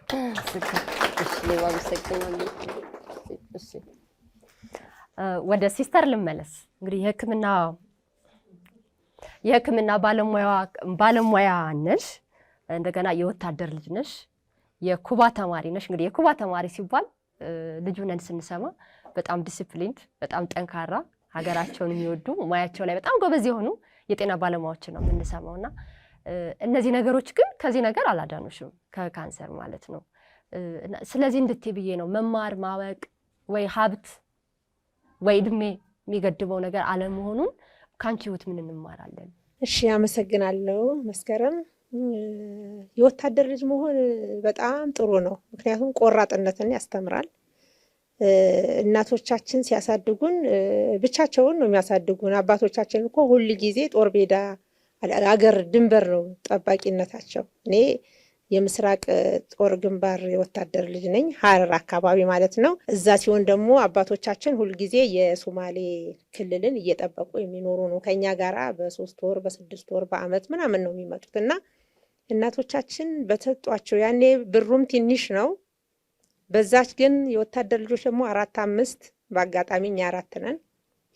እንዲህ ነው የሚወልዱት። ሲመጡ ያው እናቶቻችንን እንትን ብለው ነው የሚሄዱትና ተመልሰው ሲመጡ ሌላ ልጅ ተመልሰው ብዙ እንደዛ ነው የወታደር ቤተሰብ። ለምን አብረው ስለማን እንትኑም አልነበረም ይሄ ያው እንደዛ እና ኑሮም ጥሩ ስለነበረ እናቴ ስታወራ ደሞዙ አባትሽ 42 ብር ነበር ትለኝ ነበርና በ42 ብር ደሞዝ እኛን አሳድገው ሀረር ቤትም ሰርተዋል። እግዚአብሔር የተመሰገነ ይሁን እና እኛም የነሱን አርያ ተከትለን ስለምናድግ ብዙ ጊዜ የወታደር ልጆች ቆራጦች ናቸው። እኔ በአጋጣሚ አባቴ በሶማሌ ጦርነት ጊዜ ያው ቀብሪ ዳሃር በሚባልበት ቦታ ላይ ሞተ። በሱ ምክንያት ነው እኔ ወደ ኩባ ሄጄ ልማር የቻልኩት። አስቀድሞ ታሪክሽን ስሰማ ተስፋ ከቆረጥሽባቸው ጊዜያት አንዱ በጣም ሕክምናው ከባድ ስለሆነ አቅም የለኝም ስለዚህ ብለሽ ቤት የተቀመጥሽባቸው ቀናት ነበሩ። ከዛ እንዴት ወጣሽና ወደ ሕክምናው ተቀላቀልሽ? ደጋግሜ እናገራቸዋለሁ እቺን ነገሮች። ምክንያቱም ካንሰር በሙያዬ ካንሰር እንደዛ በኔ ሲደርስ እንደ ሙያተኛ አልሆንም፣ እንደማያውቁ ሰዎች እሞታለሁ የሚል ነገር ነበረኝ። ተስፋ የቆረጥኩባቸው ሰዓት መድኃኒት የለም እዚህ ሀገር ውስጥ የለም ተብሎ የሚባልበት ሰዓት ላይ መድኃኒት ከሌለ መሞት እንዳለ ነው እና ያንን ነው ይዤ ቁጭ ያልኩትና ውጤቶች ደርሰውልኛል። ሁሉ ነገር ተስተካክሏል። ግን አንድ ሀገር ውስጥ የሌለ መድኃኒት አለ ሲባል በቃ መግዛትም እንደማልችል ውድ ስለነበረ ሀገር ውስጥም የለም። ቤት አለኝ፣ ቤትም ሸጬ መታከም ቶሎ እንደማልደርስ ለምሳሌ እኔ ጨረር ያገኘሁት 1 አመት ቆይቼ ነው። የጨረር ሕክምናን ማግኘት ግን መድኃኒቱን ጨርሰን 2 ወር 3 ወር ባልሞላ ሰዓት ውስጥ ልክ ኬሞ እንደጨረሰን የጨረር መድኃኒቱን ማግኘት አለብን። እኔ ግን 1 አመት ነው የፈጀብኝ። ስለዚህ ያንን መድኃኒት አላገኝም ብዬ እኔ ውጤቴንና ፕሪስክሪፕሽን ይዤ ቤቴ ነው ቁጭ ያልኩት እና እንዲህ የምትከታተለኝ ሐኪም አለች። እዚሁ ጳውሎስ ሆስፒታል ነው የተዋወቅኳት። እሷ ጋይኖኮሎጂስት ነች፣ እኔ ደግሞ እዛ ነርስ ነበርኩኝና በጣም እየተግባባን እንሰራ። ስሟም ዶክተር ዙፋን ላቀው ትባላለች እና ሁሉ ጊዜ ስለኔ እንትን ትላለች። እንደውም ዘመድ አለሽ ወይ ብዬ ለኦፕሬሽን ስዘጋጅ ዘመድ አለሽ ወይ ተብዬ ስጠየቅ እኔ ምንም ዘመድ የለኝም ብዬ ነው ያልኳት ለሐኪሟ። ራዲዮሎጂስት ነች። ማን ነበረች የሞተችዋ? ዶክተር ይቅርታ ዶክተር ውባለም ትባላለች እና በጣም ሳለቅስባት እንደው ዘመድ የለሽም ስትለኝ ዶክተር ውባለም ዘመድ የለኝም ነው ያልኳት እና ላልቅስ ጊዜ ስጪኝ ብያት በጣም አለቅስ ነበረ።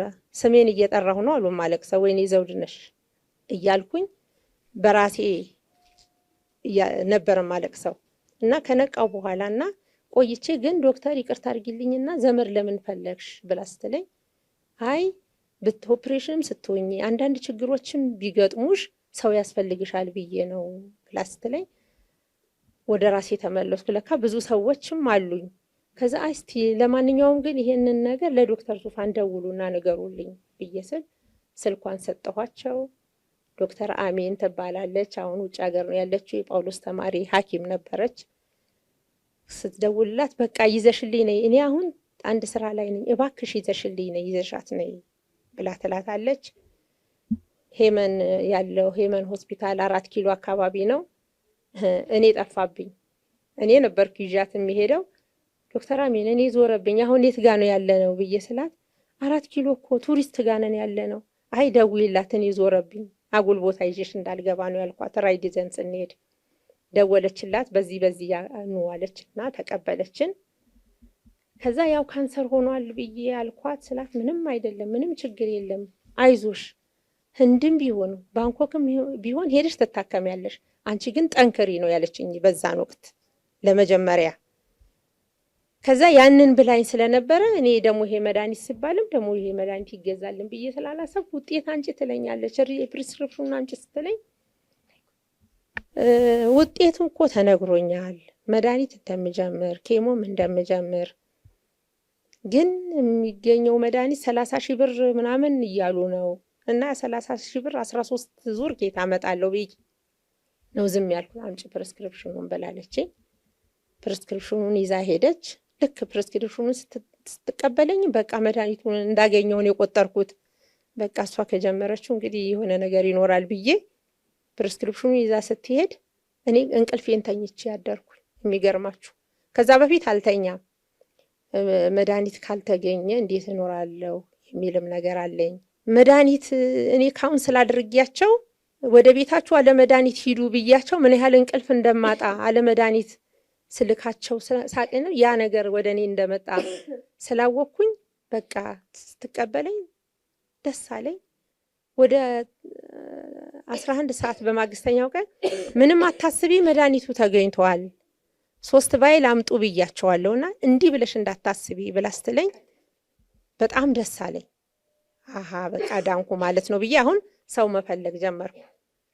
እንዲህ ቴሌቪዥን ሳይ ዶክተር እመቤትና ዶክተር የትም ወርቅ ጥሩ ወርቅ የምትባል የኩባ ተማሪዎች ናቸው። አብረው ቴሌቪዥን ላይ ሳያቸው እንዴ ጥሩ ወርቅም እኮ ጳውሎስ ብዙ ህንዶች ታውቃለች፣ ለምን ለሷ አልደውልም ብዬ ብደውል ጥሩ ወርቅ አላነሳለችኝ። ከዛ እኔ እኮ እቤት ነኝ ያለሁት ብረስት ካንሰር ብዬ መልእክት ላኩላት። ወዲያውኑ ስልኩን ሳላስቀምጥ ደወለችልኝ። ብዙ ጊዜ ስደውል ሳታነሳ ካንሰር የሚባለውን ስትሰማ ግን ደንግጣ አነሳችልኝ። አሁን ቆይቷል፣ 1-3 ወር ሆኖኛል ቤቴ። አሁን መድኃኒት ያስፈልገኛልና መድኃኒት ያለበትን ቦታ ላይ ቶሎ ፈላልጊ እንዳልሞት፣ መድኃኒቱን ካላገኘው መሞቴ ነው ምናምን ብዬ ያው ነገርኳት። መድኃኒቱ በዶክተር ዙፋን አማካኝነት ተገኝቶ ዛሬ እዚህ ቦታ ላይ ጽናት የሚባለውንም እንድመሰርት እኔም ጠንክሬ ጳውሎስ ሆስፒታል ድኜ እንድሰራ ያው እግዚአብሔር ይመስገን አለ። ስለ ጽናት በኋላ እናወራለን። አሁን አንድ እናት ወደዚህ መጋበዝ እፈልጋለሁ። ቅድም ፕሮግራሙ ልጅ ከመጀመሩ በፊት ስናወራ ኬሞንም ሁሉን ነገር ጨርሼ 5 ዓመቱንም ጨርሼ አሁን ነፃ ነኝ አሉኝና እንኳን ደስ አለዎት አልኩት። ከዛ ደወሉን ደወሉ ስለውት አይ ዛሬ ከበሮ እደውላለሁ አሉኝ፣ እመታለሁ አሉኝ። ስለዚህ ስሞትን ግን ላስተዋውቃቸው። ስሞትን ስሜ የሻረግ ኃይሌ ይባላል። ስለዚህ እንደ ወይዘሮ የሻረግ አይነት ሁሉን ነገር ጨርሳችሁ ደወል የደወላችሁም ያልደወላችሁም ባላችሁበት በሳቸው ፊት ማለት ነው አንዴ ሁላችሁም ተነስታችሁ ከበሮውን እርሶ ይምቱልን እሱ ይምታው። ምን መዝሙር ይሆንልዎት? እሱ ደስ እንዳለ። አይ እርሶ ደስ አጭር የቅድም የትኛው አድርገልኛልና ይችሎታል? እኔ አላውቅም። አንድ መስመርም ቢሆን እሺ ጀመረ አላል አድርገልኛልና በቸርነት አመሰግናለሁ። በቸርነት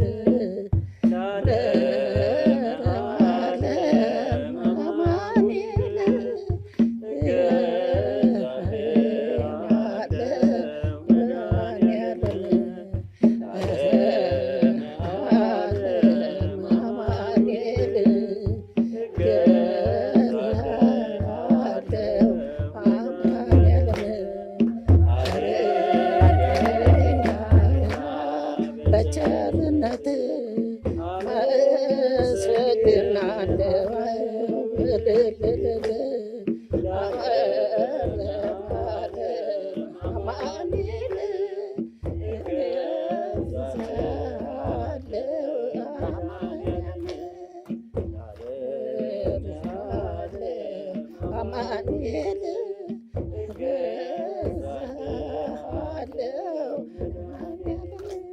እግዚአብሔር ይስጥልኝ።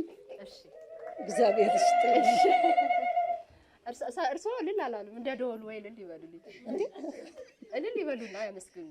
እሺ በጣም ደስ ይለኛል።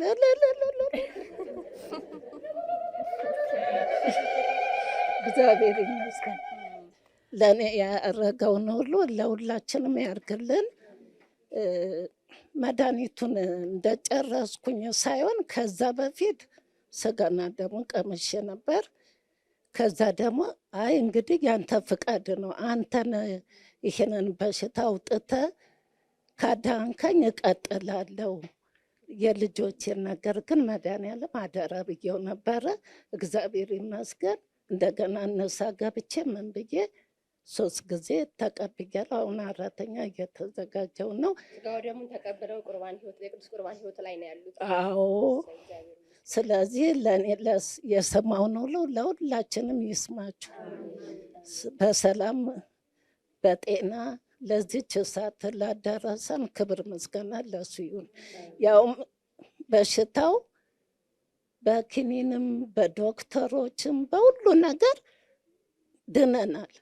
የዛን ዕለት ደግሞ አንድ ሰው በማይጠይቀኝ ጊዜ ነበር የሆንኩትና የክርስትና ልጄ ከሰሚት መታ ነው ያደረችልኝ። ልጄም ደግሞ የቀን ስራ ሄዶ አልነበረም እና ለሁላችሁ ከፋኝ፣ ሰው አጥቻለሁ፣ ሰው የለኝም አንበል። ሰው ያዝልናል። ያ ሰው ደግሞ ሲያዝልን ጥሩ ነገር መስራት አለብን። በእኛ ጎን ላሉት ሰዎች ለምን ኖሮኝ አይደለም ወይስ ብዙ ነገር አረጋለሁ ያልኩት ምስጋና እግዚአብሔር ይስጣችሁ፣ ጤና ይስጣችሁ። ጳውሎስ ሆስፒታል ድሮም ቆሻሻ እየሰራው ደም ግፊት ይዞኝ በዚህ ነው የተገኘልኝ። ስለዚህ አሁንም ይሄ ብቻ ሳይሆን ትልቅ ቦታ ይድረሱልን ሐኪሞቻችን።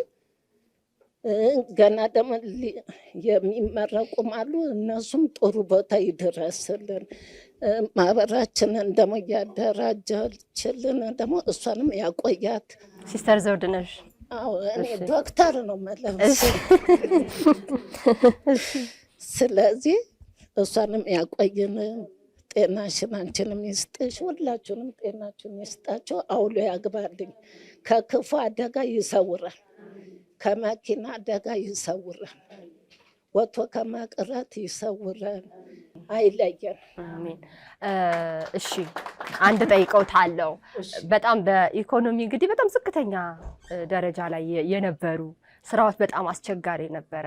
በዛ ሁኔታ ውስጥ ነው መስማት እና ያውም ደግሞ የልጆች ደግሞ ኃላፊነት አለ። በእርሶ ውሎ መግባት ላይ የተመሰረተ ነበር ህይወታችሁ። መስማትና እንደ ብዙ ነገር ተመቻችቶለት መስማት እኩል ላይሆንም ይችላል። ያው ችግሩ እንዳለ ሆኖ ግን ቢያንስ መኪና ማነው መንቀሳቀሻ መኪናው እንዳለ ሆኖ መድኃኒት ገዝቼ ይታከማሉ ብሎ ማሰብና አለማሰብም ደግሞ ራሱን የቻለ ችግር ይኖረው ይሆናል ብዬ አስባለሁ። በሽታው ለሁሉም አስደንጋጭ ቢሆንም እና ከእርሱ አንጻር እሱን ሊነግሩ ብዬ ነው። በጣም በኢኮኖሚ የተጎዱ ነበሩ። ቤተሰብ ጠቅላላ እርሶ ጫንቃ ላይ የወደቀ ነበረ እና ሲሰሙ የተሰማውትና ከዛ በኋላ የነበረውን ሂደት እኔ በፊት በነገራችን ላይ ጡቴ በጣም እችኛዋ ጡቴ እየቀነሰች ስትሄድ እንዴ ካረጀን ወዲህ ደግሞ ጡት ይቀንሳል እንደ ብዬ ይህንን ሳየው ደህና ነው። ይህንን ሳየው ምን ብላ እንደነጠላ ሆናለች። ግን ዶክተር እግዚአብሔር ይስጠው ግፊት የሰጠን መድኃኒት የሚሰጠኝ ዶክተር ይሄ ነገር ለየት ብሎብኛል ስል ብድግ ብሎ ቁጭ አለ መልሶ። እኔ እንዲህ አየሁትና ግርግዳ ማየት ምን ነው ዶክተር ስለው አይ አይሆንም መሆን የለበትም እንዴት ሲል እንዴ ምንድን ነው እሱ አይ ምንም አይደለም ሲለኝ 6 ሐኪሞች አዩኝ በአንድ ቀን ሲያዩን በዛው ናሙና ተወሰደ። በዛው ሳምንት ሳይደርስ ኮሮና ስጭ ተባልኩ። እንዴ ኮሮና ደግሞ ምንድን ነው የሚሰጠው ብዬ መጣው። በአፍንጫ ከተቱ ወሰዱ። በ3ኛው ቀን ከአራብሳ መጥቼ ጊዮርጊስ የዱሮ ጎረቤቶቼ ጋራ ቢጃማ ነጠላ ጋቢ ምን ነጠላ ጫማ ይዣለሁ። ድንጋይ ከጠሩኝ ብዬ ነው የመጣሁት። ከዛ የኔ ስልክ እምቢ ብሎ የአራብሳ ስልክ ነው የጎረቤቴ የሺ አለች። አቤት ኧረ አልጋ ተገኝቷል ቶሎ ሂጂ ጊዮርጊስ በፈረስ አለ ብዬ ተሳልሜ ሮጬ መጣሁ። 2 ሰዓት ስመጣ ባለ አውቶቢሱ በነፃ ነው ያመጣኝ።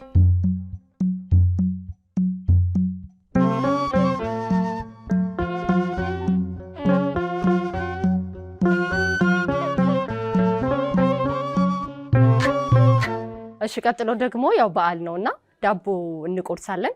ዳቦውን የሚቆርሱልን እንግዲህ ከመስከረም ሚዲያ ጋር በጋራ ይሄን ፕሮግራም የሚያዘጋጁ አካላት አሉ። ደጋግሜ ሳነሳ እንደነበረው የቅዱስ ጳውሎስ ሚሊኒየም ሜዲካል ኮሌጅ አንዱ ነው። እንደገና በዛ ስር ደግሞ ያለው የማህበረሰብ ጤና አጠባበቅ ትምህርት ክፍል እንዲሁም በልሻ ፋውንዴሽን ጽናት ደግሞ ዋና ያገናኙን ከ100 በላይ አባላት ይዘው ይሄን ጉዳይ ታግለው ካንሰርም ማለት ነው አሸንፈው ለብዙዎቻችን ምሳሌ ለመሆን እዚህ የተገኙ ደግሞ አሉ። ሁሉንም ወደ መድረክ መጋበዝ ስለማልችል ሲስተር ዘውድነሽ መስራቿን እጋብዛለሁኝ። ሶስቱንም ዶክተሮች ልበል፣ ሁሉም ዶክተር ስለሆኑ ሲስተርም ዛሬ ዶክተር ተብለሻል። አመሰግናለሁ። እሺ እሺ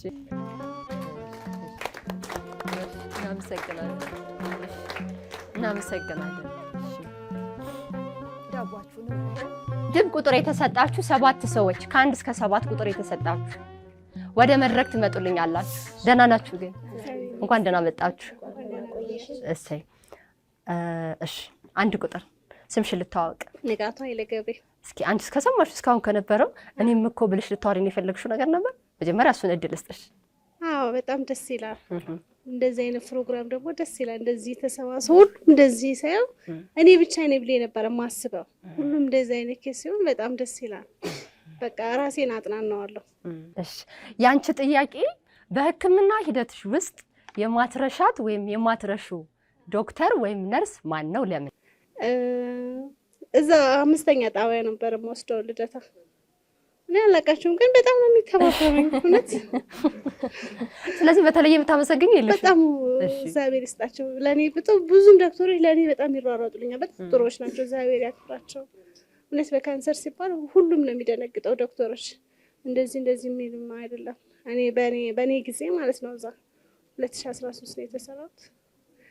እግዚአብሔር ይስጣቸው እዚህ ደረጃ አሁን የ5 ዓመት ኪኒን እየወሰድኩ ነው። 2 ቁጥር ስምሽ? ማርታ ባይሳ እባላለሁ። ስላንቺም ንገሪኝ ትንሽና ጠይቃለሁ።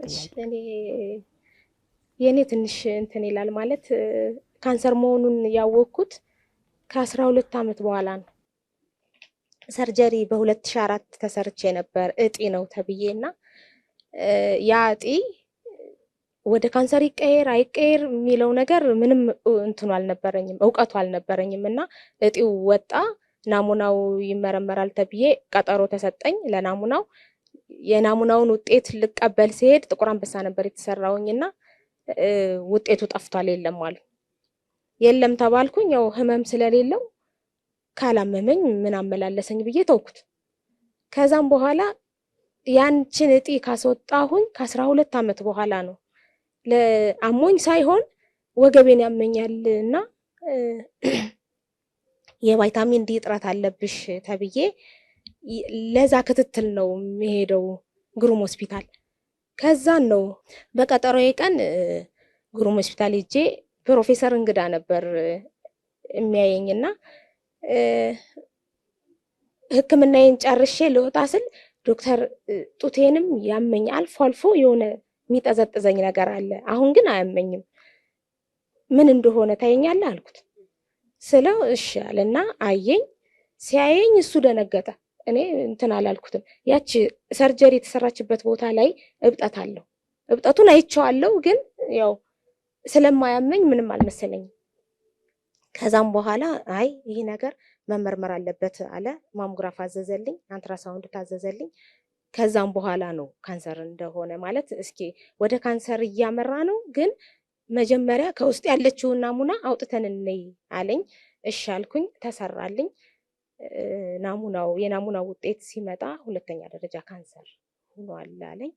በቃ ምንም እንትን የለኝም፣ እውቀቱም ስላልነበረኝ ያው ካንሰር ይገላል እንደሚባል ነው የማውቀው።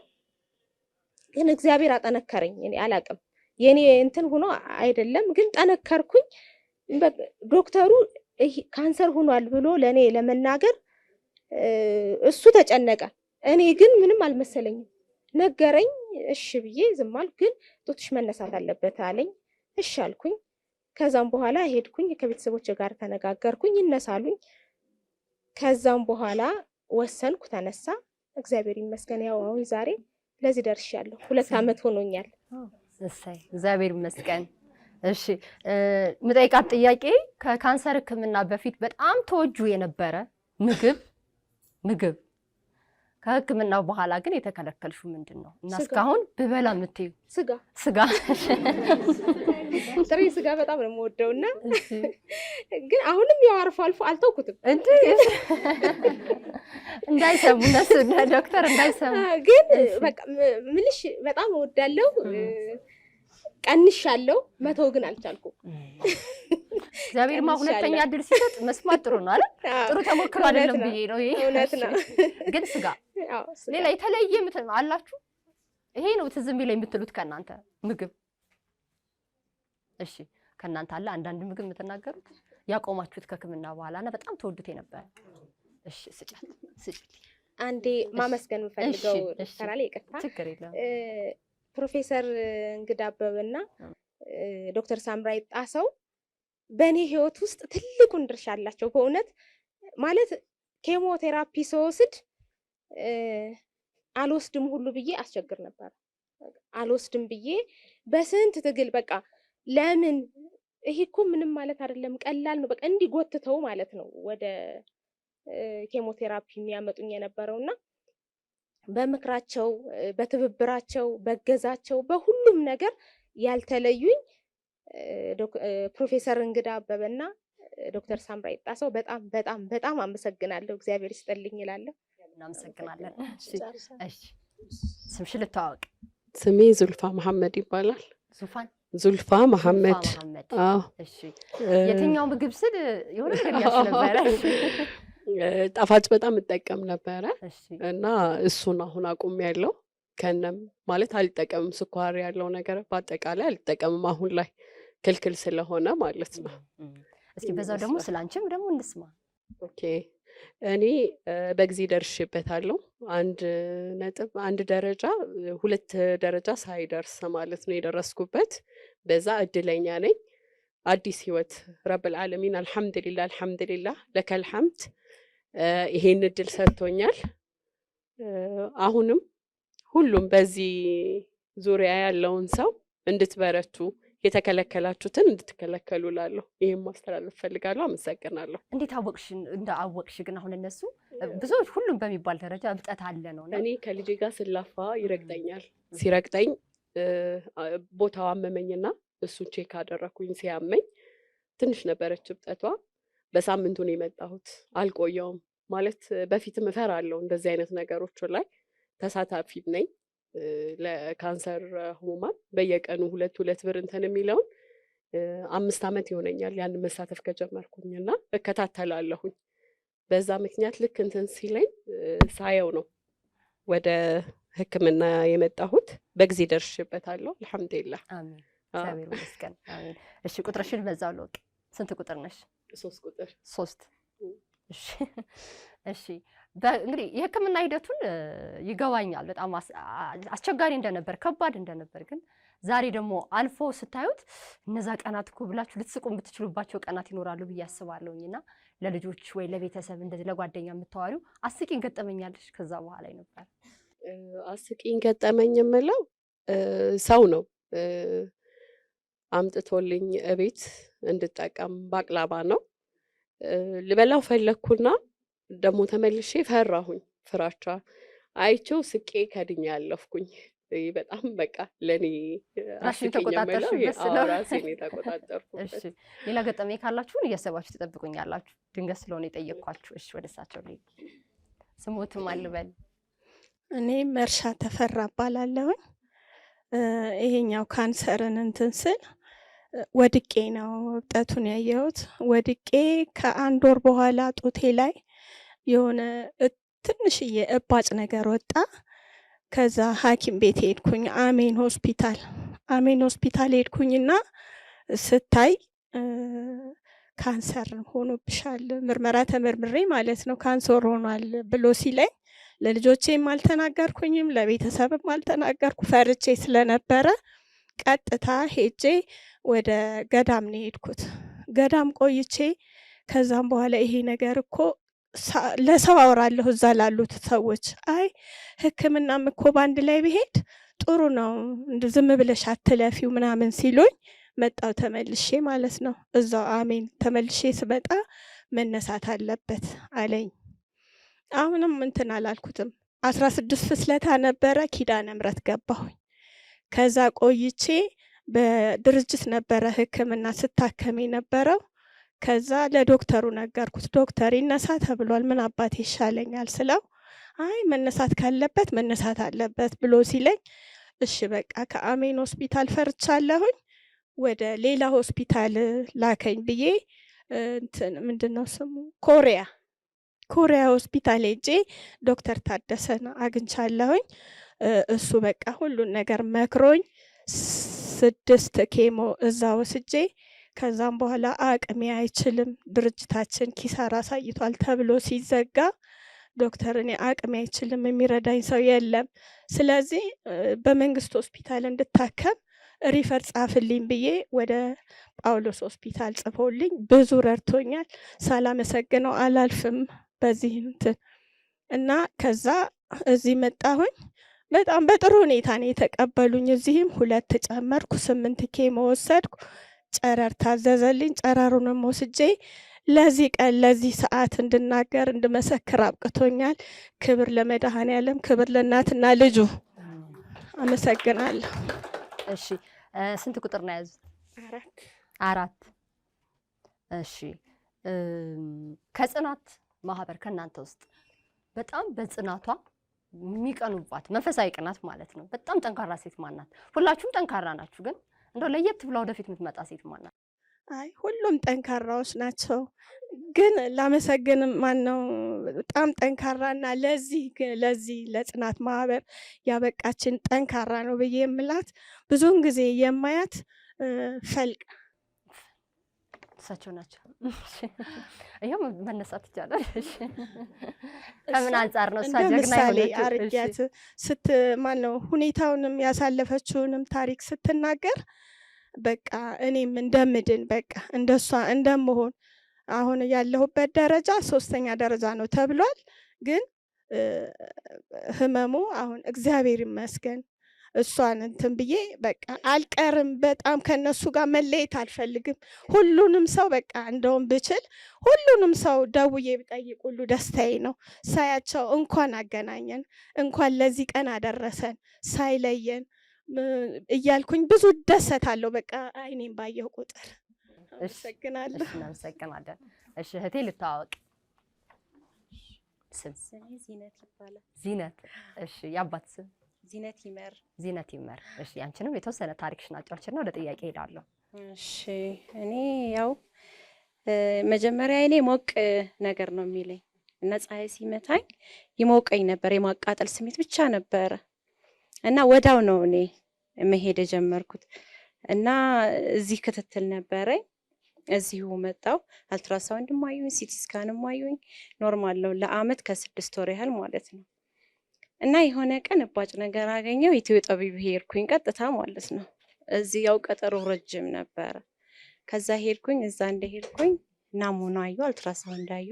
ችግር የለውም ከ6 ወር በኋላ ነው ያሉኝ። ድጋሚ ከ6 ወር በኋላ ሲሄድ ዶክተር ዮሱፍ ይባላል።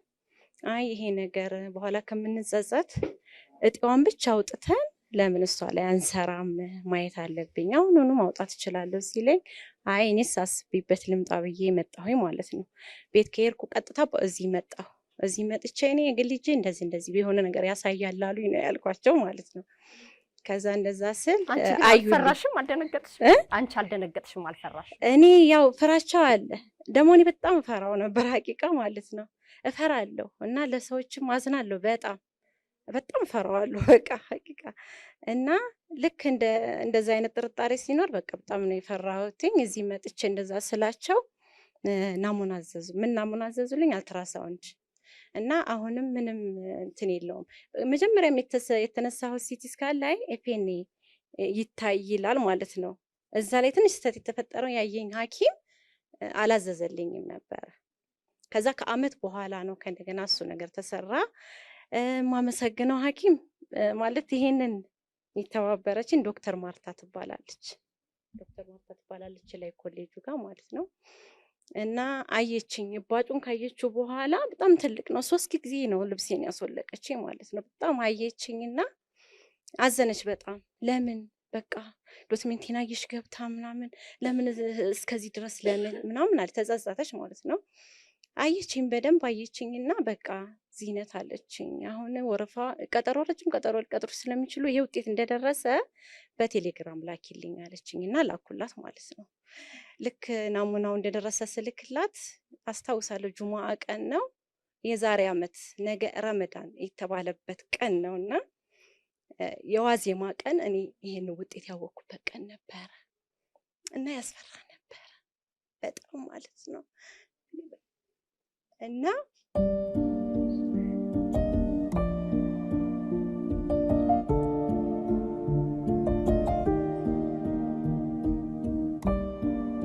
ከዛ ሰኞ መጣሁኝ። ሰኞ ስመጣም አላገኘኋትም። ሌላ ሐኪም ጋር አገናኘችኝና ሲቲ ስካን ደግሞ አጋጣሚ ተበላሽቶ ነበር እና የት ሄድን? ውዳሴ ሄድን ማለት ነው። እዛ እጄ ተነስቼ እንደምንለው ቀጥታ ሰርጀሪው ደግሞ ረጅም ወረፋ አለው ምን አለው። እኔ በቃ እዛም ሂጄ አለቅሳለሁ እዚህም ሂጄ አለቅሳለሁ። ግን ያላት ስራ ሆኖ 15 ቀን ባልሞላ ጊዜ ውስጥ ሰርጀሪውም ተሳካ ማለት ነው። ዶክተር ማርታ በጣም ነው የማመሰግናት። ፈጣሪ ይባርካት አላህ ያቆይልኝ ማለት ነው። እና በዚህ ምክንያት በዚህ አጋጣሚ ነው ያወቅኩት ማለት ነው። ከባድ ነበረ። ኪሞም ወዳው እዚህ ስራ የማቆም ነገር ነበረ ያኔ ተራዝሞ ኪሞዬን ጀመርኩኝ። በሰላም ጨረስኩ። ጨረርም ነበር እሱን ጨረስኩ። አልሐምዱሊላህ እናንተ ጋር ስመጣ የመጀመሪያ ቀኔ ነው የመጀመሪያዬ ነው። ኢንሻአላህ አሁንም እቀጥላለሁ። አመሰግናለሁ። እንኳን ደህና መጣሽ። እንኳን ደህና ቆያችሁ። ስንት ቁጥር ነሽ? 7። እሺ ከጽናት ማህበር ዛሬ ነው የመጣሁት። ስለዚህ ሌላ ድጋሚ ነው የምጠይቅሽ ማለት ነው። ስለዚህ ወይ በቃ በጣም ተገደሽ ለሕክምናው ሲባል የተውሽው ምግብ ምንድን ነው? በጣም እየወደድሽው? ምንም የለም እውነት እንዴ? አሁን ቅድም ሲነግሩኝ ጥሬ ነገር አይበላም፣ ወተትም ወይ ጥሬ ስጋም ቢሆን አትክልትም ጥሬውን እያሉ ነበር። እሱን ቀጥል። ችግር የለብኝም ምግብ እና ዶክተር በኋላ ያስተካክሉና ማለት ነው። አልተከለከልሽም ነበር? ተከልክያለሁ፣ ግን ብተወውም ምንም ግድ አይሰጠኝም። ሁሉም ከምር ሁሉም እሺ ይሁንሽ። በጣም ነው የማመሰግነው ሁላችሁንም። እግዚአብሔር ያክብርልኝ። ጨርሶ ደግሞ ምሮ ደግሞ ለምስክርነት አሁንም ያብቃል። እሺ አመሰግናለሁ። እሺ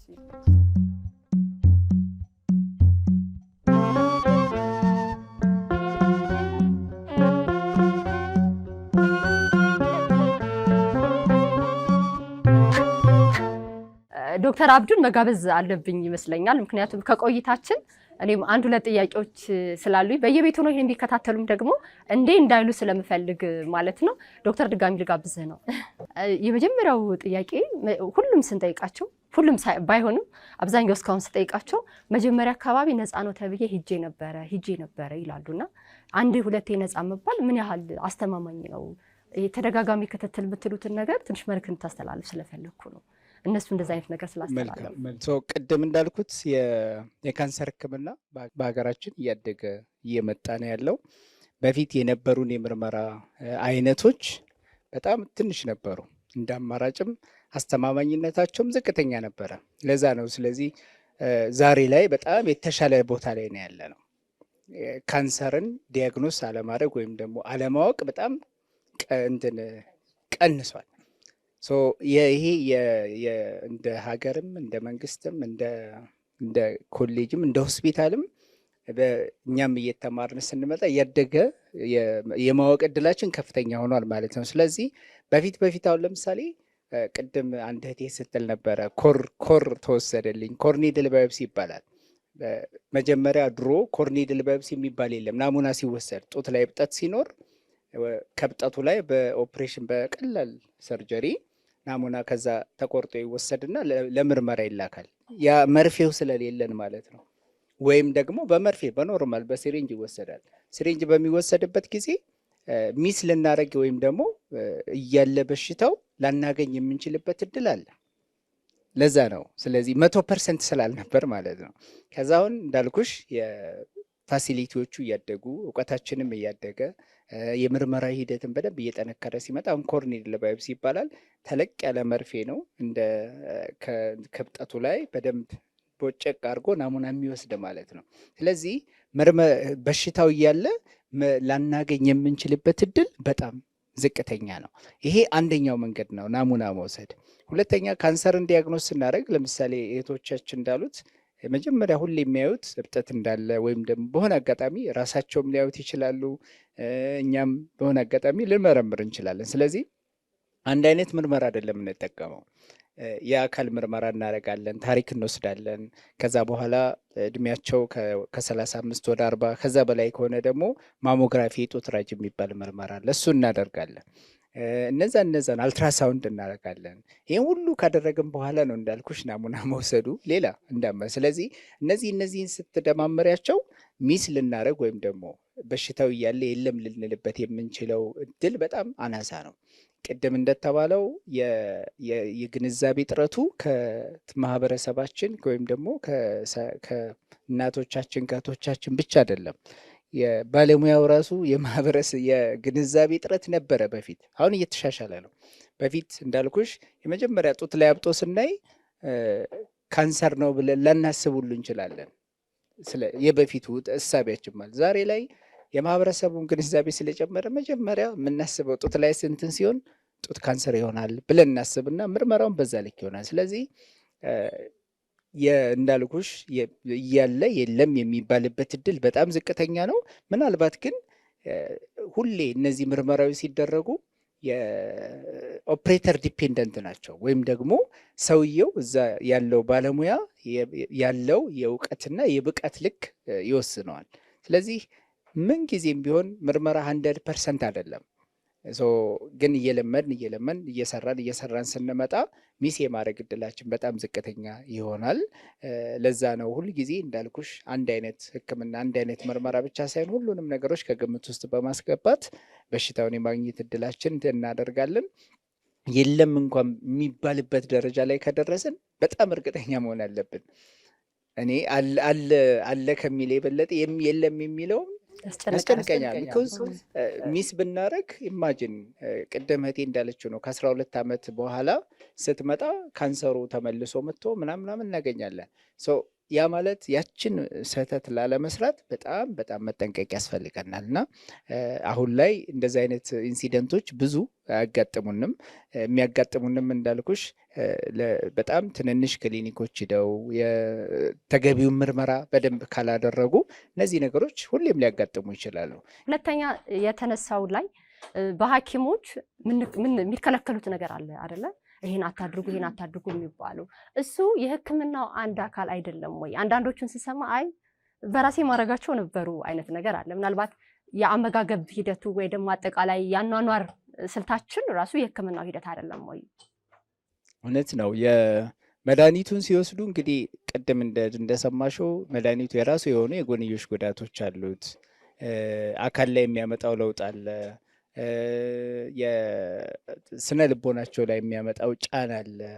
ከዛ በተጨማሪ ግን ባዮሎጂካሊ እነዚህ የካንሰር ህክምና መድኃኒቶች ወይም ኬሞቴራፒ ሲወሰድ የመከላከያ አቅማችን ዝቅ ይላል። ለዛ ነው በየ3 ሳምንት የምንሰጠው። ነጭ ደም ሴል፣ ቀይ ደም ሴል ሁሉም ይቀንሳሉ። ስለዚህ ዛሬ ሰጠን ለምሳሌ እስከ 3 ሳምንት እስከሚሆን ድረስ ሁለተኛው ሳምንት ላይ 7ኛው ላይ 10ኛው ቀን ላይ አካባቢ የነጭ ደም ሴላቸውን ብንለካ በጣም ዝቅ ብሎ ነው የምናገኘው። መድኃኒቱ ራሱ መቅኔያችንን ቦንማሮውን ስለሚቀንስ ማለት ነው። ከባድ ነው መድኃኒቱ። ስለዚህ የመከላከያ አቅም ሰው በቀነሰ ቁጥር ለኢንፌክሽን የመጋለጥ እድሉ ከፍተኛ ይሆናል። ይህንን ሁሉ እናስረዳቸዋለን። ለኢንፌክሽን የመጋለጥ እድላቸው ከፍተኛ ስለሆነ በተለይ በእነዚህ ከ7 እስከ 14 ቀን ባሉት ጊዜያት ውስጥ ነጭ የደም ሴሉ እንደዚህ ነው የሚወርደው።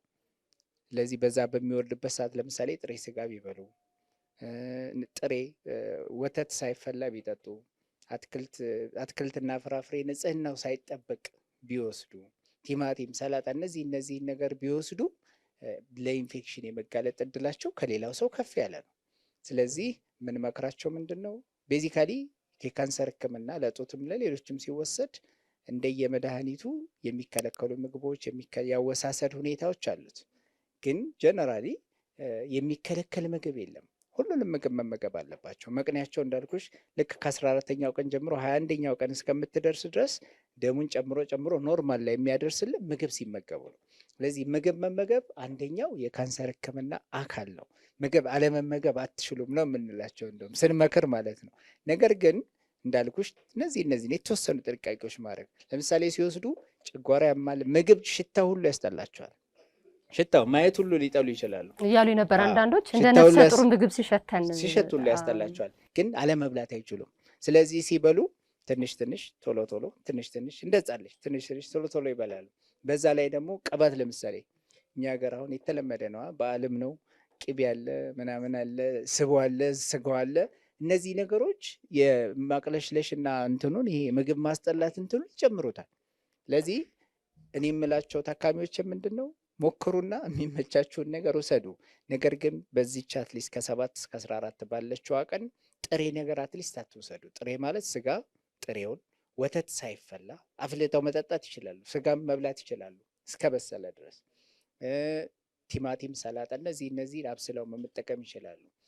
ሌላ አትክልት፣ ፍራፍሬ፣ ጁስ ምናምን ቤታቸው ንጽህናቸው እስከተጠበቀ ድረስ እንደውም መከላከያ አቅማችን እየጨመረ ስለሚሄድ እንደዛ ማድረግ ይችላሉ። ግን አዳይ እንደብዘደይ እኛ በዚህ መልኩ እንመክራለን እንጂ ሰው ቤት እንዳለው ነው የሚኖረው፣ እንደ ቤቱ ነው የሚኖረው። ስለዚህ ቤት ያላቸውን ነገር ፈሳሽ በደንብ መውሰድ። ቅድም እህቴም ብላለች፣ እኛ አትጠጥብ ተብያለሁ በላለ እንደዛ ማለት ነው። ሰው በእኛ በህክምና ሁልጊዜ እንላለን ህክምና 1 ሲደመር 1 2 አይደለም፣ እንደ ሂሳብ አይደለም። ሁሉም ታካሚ ሁሉም ህመምተኛ ተመሳሳይ አይደለም። እኛ ለምሳሌ አይ አትክልት መብላት አለብሽ ሰላጣ ምናምን እንዳትበይ እንትን ጭማቂ ጠጪ እንደዚህ ያልን አይደል፣ ለሁሉም ሰው ላይሰራ ይችላል። ሶ ጀነራሊ የምናወራው ስናወራ እንዳልኩሽ መርሆችን ነው። በመርህ እነዚህ በዚህ ምክንያት ነው ይሄንን አትብሉ፣ ይሄንን አታርጉ፣ ይሄንን አታርጉ የምንላቸው እንጂ አብዛኛው እንዳልኩሽ ሰው እንደ ቤቱ እንዳለው ነው የሚኖረው። እነዚህን ግን አትሊስት ለምንድን ይሄንን እንዳታርጉ የተባልን የሚለውን ምክንያት ካወቁ ጥንቃቄዎችን ያደርጋሉ። ለምሳሌ በዛች እኮ ከ7 እስከ 14 ባለው ቀን ቤታቸው ጉንፋን ተይዞ ብዙ ሰው ጥያቄ ይመጣል ምናምን። እንደዛ ሲኖር ኢማጂን እዛ ቤት እንዲህ ከተሰበሰብነው ሰዎች ውስጥ የመከላከያ አቅሙ በጣም ዝቅ ያለው ሰውዬ ታካሚ በኢንፌክሽን የመያዝ እድሉ ከፍተኛ ነው። ጥንቃቄ አድርጉ፣ ማስክ አድርጉ፣ ብዙ ሰው ጋር አትገናኙ፣ ገበያ ምናምን አትሄዱ እንላቸዋለን። ይሄ ለራሳቸው እንዳልኩሽ አስቀድሞ ከካንሰሩ ይልቅ በኢንፌክሽን ሰው ሊሞት ይችላል። ይህንን ከመፍራት አንጻር ነውና በዚህ መልኩ ነው ምክር የምንሰጠው ማለት ነው። የኔ ግን ጉንፋን አይደለም ብያለሁ። ይቅድ እንግዲህ እሱን እርግጠኛ መሆናችን። እሺ፣ በጣም ነው የማመሰግነው ዶክተር አብዱ። በጣም እንግዲህ ኢትዮጵያ ካሏት በጣም ጠንካራ ሐኪሞች መካከል አንዱ ስለሆንክም በዚህ በኩል መናገር እፈልጋለሁ። አንተን የመሰሉ ወጣት በካንሰርም በሌሎችም እንደዚህ አስጌ የሆኑ ብዙ ጊዜ ውጭ የሚካሄዱ ሕክምናዎች አሁን እየቀሩ መጥተዋልና በዚህ በጣም እንኮራለን ስላላችሁን። እንደ ቅዱስ ጳውሎስ ሆስፒታል አይነት ደግሞ ራሱን የቻለ ማዕከል ወይም ሴንተር ማለት ነው እያቋቋመ ስላለ ደግሞ በዚህም ደግሞ ትልቅ ተስፋ አለንና ቆዩልን ለማለት ነው። ያኖርልን። እሺ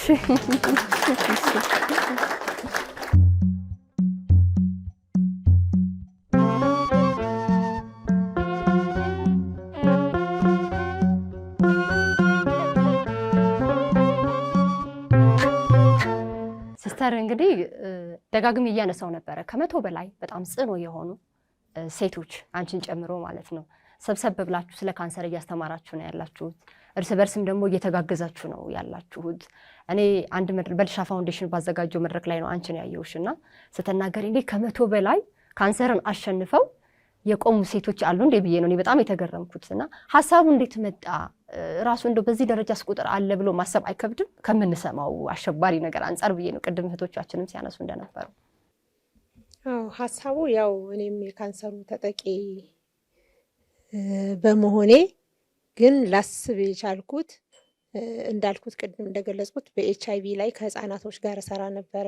ከቫይረሱ ጋር የሚኖሩ ህፃናቶች ነበሩና እናቶቻቸው ይዘዋቸው ሲመጡ ለሕክምና እናቶችም አያወሩም፣ ልጆቹም ቁልጭ ብለው ቁጭ ብለው ታክመው ብቻ መውጣት ነው እና ሁል ጊዜ ሳይ ልጆቹ መጫወት ይፈልጋሉ፣ እናቶቻቸው ይዘዋቸው ቁጭ ነው የሚሉት እና ሳይ እንደው እናቶቻቸው ልጠይቅና እነኚህ ልጆች የሚጫወቱበትን ነገር ባዘጋጅ ፈቃደኛ የሆኑ ብዬ አሰብኩኝና እናቶችን ለብቻ ጠራኋቸውና እኔ ሁል ጊዜ ልጆቻችሁን ይዛችሁ ስትመጡ እርስ በራሳችሁም አትነጋገሩም፣ ልጆቹም አይጫወቱም። ግን ከቤት ስታመጧቸው ምን ብላችሁ ነው የምታመጧቸው? ልጆች ጨዋታ ይፈልጋሉ፣ ግን ዲሲፕሊን ሆነው ታክመው መድኃኒታቸውን ብቻ ነው ይዘው የሚወጡት። እና እኔ ምን አሰብኩ መሰላችሁ? ሻይ፣ ዳቦ፣ ኩኪስ ምናምን አድርጌ ልጆቹ እንዲጫወቱ ብትፈቅዱልኝ እና ልጆቹ እርስ በራሳቸው ቢተዋወቁ ምን ይመስላችኋል ብዬ ጠየኳቸው። እናቶች በአንድ ጊዜ በአንድ አፍ ደስ ይለናል፣ ምንም ችግር የለም፣ ግን ስለ HIV እንዳያወሩ አሉ። አይ አያወሩም፣ እሱ በሂደት ያውቁታል። አሁን ግን እንደው ጨዋታ እንዲጫወቱ ዝም ብለው እንዳይሄዱ ቁልጭ እያሉ ሲሄዱ ሁል ጊዜ ስላየሁ ነው ብዬ አልኳቸውና ፈቀዱልኝ። ልምዱ ነበረኝና አሁን ደግሞ እኔ ስመጣ ሁሉም ሰው ታክሞ ነው የሚወጣው፣ እንደ ማስተማር ሞከርን። ስለዚህ ለምንድን ነው በግሩፕ የማንከፈለው ብዬ ስም መጻፍ ጀመርኩኝ። እየመጡ ሲሄዱ ቢያንስ 50 እንኳን ቢሆኑልኝ ብዬ 50 ሰውን ጽፌ ከ50 ሰዎች ጋር አንድ ቀን ሁሉንም ጠርተን የሚተዋወቁበት ነገር ማድረግ አለብን ብለን ሐኪሞችን ጋበዝን። ዶክተር ሴና በዚህ አጋጣሚ የለችም። እሷን ሄጄ አማከርኩኝ። እንዲህ ያስቤያለሁ እና ራሳችንን እንችላለን ሻይ ለምናምኑ ግን ያን ቀን ተገኝልን ብለን ሐኪሞችን ኦንኮሎጂስቶችንም ጋበዝን። ጽናት የሚባለውን ነገር ከመመስረታችን በፊት በርቺ የሚል ነበረ እና በርቺ በሚለው አንድ 50 ሆንን አሉ ስንመሰርት የነበሩ ናቸው። እሱን መሰረትን። በበርቺ ብዙ ሄድንና እነ ዶክተር አብዱ ደግሞ ኖ የጡት ካንሰር ብቻ አይደለም ሌላውንም ካንሰር መጨመር አለብንና ስብሰባ ይዘጋጅና ይሄን ነገር እናስተካከላለን ብለው እንደገና ስብሰባ ሰበሰብን። አለቆችም ተሰበሰቡ፣ ብዙ ስሞች ተሰጡ። ይሄንን ባልሳሳት ዶክተር አብዱ ይመስለኛል ጽናት የሱ ወደ 6-7 ስሞች ናቸው። በርቺ አለ፣ ታገሉ አለ፣ ምን ብዙ 7 መዝገቡ የለም እንጂ ከዛ ጽናት ላይ በዶክተር አብዱ ጸደቀ እና ጽናት የሚያጠቃልለው ሁሉንም ነው። በጽናት ስንቆይ እድሜያችንም ይቆያል፣ እኛም እንበረታለን በሚለው ጽናትን አቋቋምን። በጣም ነው ጓግተው የሚመጡት እና ጽናት በመሆኑ እኔም ደስ ብሎኛል። አሁን በዚህ አጋጣሚ መናገር የምፈልገው ጽናት የራሱ እንደ ጥቁር አንበሳ ንጋት የሚባል አላቸው። የራሳቸው ቢሮ አላቸው። የራሳቸው መሰብሰቢያ አዳራሽ አላቸው። ማን የሰጣቸው? ያው የጥቁር አንበሳ አስተዳደሮች ምናምን ናቸው የሰጡን። የኛ ሰዎች በጣም የሚቸገሩት ዛሬ 1 ፎቅ ነው፣ ነገ 1 ፎቅ ነው። አሁን ይሄ 2ኛችን ነው፣ 3ኛችን ነው። 3ኛችን ነው እንግዲህ ምንም ወዲያ ወዲህ ሳንን እንትን ያለና ቅድም ከዶክተር አብዱም ጋር እንነጋገር ነበረ። ይህንን ቤት ብትከፍቱልን ሰዎች እየመጡ የራሳቸውን ሀሳብ ይሰጡበታል፣ ትምህርትም ይሰጥበታል። የኔ ነው ብለው የሚሉት የራሳቸው ነገር እንዲኖራቸው ብናደርግ ጥሩ ነበረ ብዬ ቅድም ጠየቅኩት። ምክንያቱም ሁል ጊዜ መገናኘትን ይፈልጋሉ። ቅድም እዚህ ጋር አንዷ በጣም ይናፍቀኛል አለች። ጽናት በጣም ነው የሚናፍቃቸው መሰብሰብ እና ጽናትን ለማቋቋም በራሴ አነሳሽነት ሰዎች ቤታቸው ቁጭ ብለው ከሚያስቡ ከሚጨነቁ እርስ በራሳቸው አሁን ብዙ ቤተሰብ ፈጥረዋል። እዚህ ውስጥ ያሉት ስልክ ይቀያየራሉ። ታሞ ቢቀሩ ምን ሆነሽ ጠፋሽ ይላሉ። ስብሰባ ላይ ሳይመጡ ዛሬ ስብሰባ ቆንጆ ነበረ ለምንድን ነው ያልመጣሽው እርስ በራሳቸው ይባባሉ። እኔ ደግሞ ሁል ጊዜ እከታተላቸዋለሁ። እንዴት ናችሁ?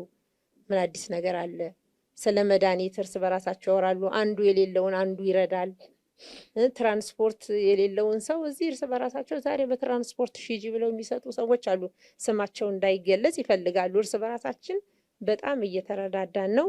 እኔ ጽናትን ከኤችአይቪ ላይ በወሰድኩት ነው እዚህ ደረጃ ላይ እንዲደርስ ያበቃሁት። እድሜ ይስጠን፣ ጤና ይስጠን። በሊሻ ፋውንዴሽን ደግሞ የበለጠ በተከታታይ እንድንገናኝ አድርጎናል። የመስከረም ፋውንዴሽንም ይደግልን እንላለን እና ብዙ እንጠብቃለን። ያንቺ ያው መስከረም ፋውንዴሽንም ያው አስተዋወቅሽን። የነሱ ፋውንዴሽን ቢሆን እኛ እንድንነቃ፣ እንድንበረታታ፣ ሞራል እንድናገኝ ዛሬ አሁን አመት ባል ነው መምጣት ብዙ አይችሉም የሚለውን ነገር ሀሳብ ይዘን ነበር፣ ግን በደስታ ነው የመጡት። ስለዚህ አንቺም ሁል ጊዜ ቅድም ዶክተር እንዳለው ስናስመርቅ እንጠራሻለን ብሏል።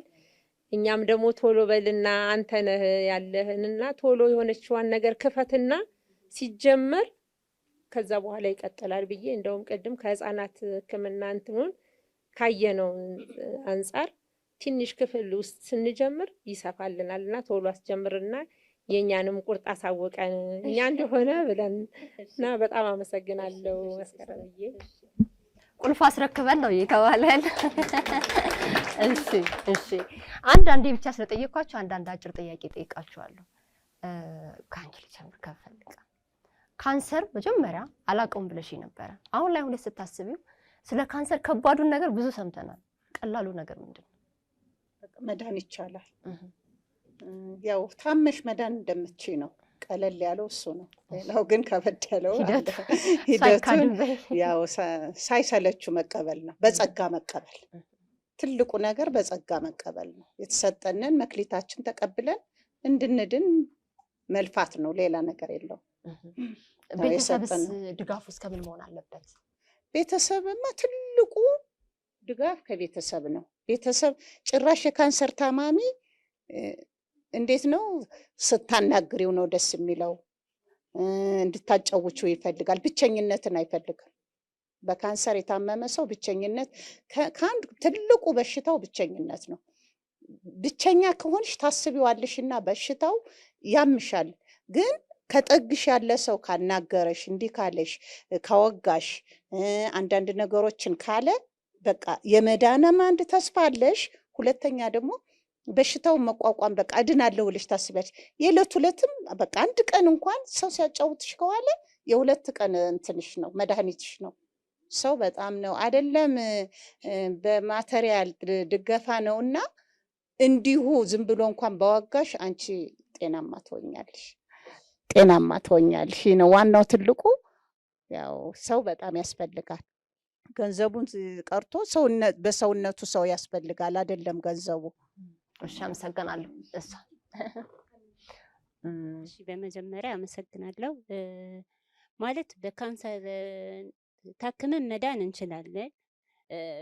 የተለያዩ ነገሮችን ቢኖሩ ማለት ነው የምልሽ። አሁን ለምሳሌ እኔ በማህበር በምንድን ነው የሚባለው ማህበራዊ ምሰራ የነበረው አገር ጥበብ የሚባል ነበረ። ፍቃድ ነበረኝ የተወሰነ። ከዛ በኋላ ድርጅታችንን ፈረሰ። በመሀል እኔም አስቆመው ነበረ። ድርጅታችን ፈረሰ። ያቆምሽ ለዜሮ ማለት ነው። ያቆምኩት ማለት እኔ መስራት አልቻልኩኝም። ሱቅ ውስጥ ስሰራ ስለነበረ ማለት ነው። ከ47 ኪሎ ወደ 68 ኪሎ አስገባኝ።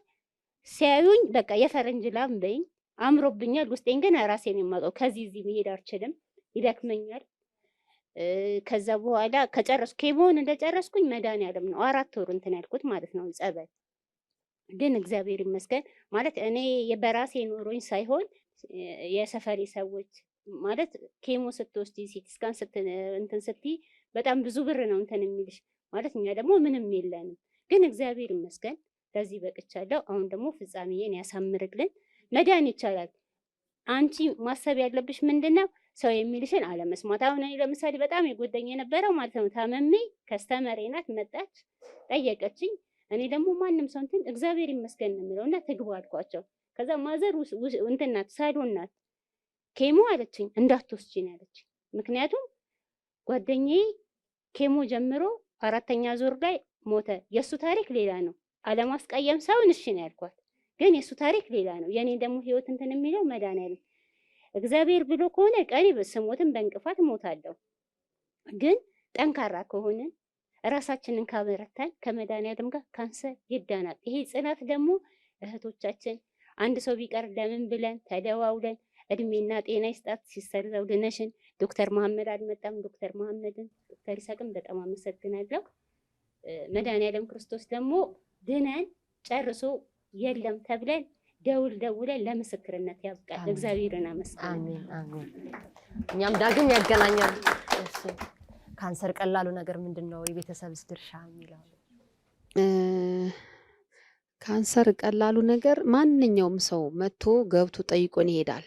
ወደ ሰው አይተላለፍ ማለት ጠያቂ አስተማሚን ስለማይነካ በዚህ በኩል እኔ በጣም ነው ደስ ያለኝ። ማለት መታመሜ ሳይሆን ሰው ጋር አይተላለፍም። ሰው መጥቶ ሲጠይቀኝ አልሳቀቅም። ቤተሰቤ ጋር ይሄዳል ወይም ወደ ባለቤቴ ይተላለፋል ብዬ ስለማልሳቀቅ ይሄን ነው በቃ እኔ እንትን ያለኝ ማለት ነው።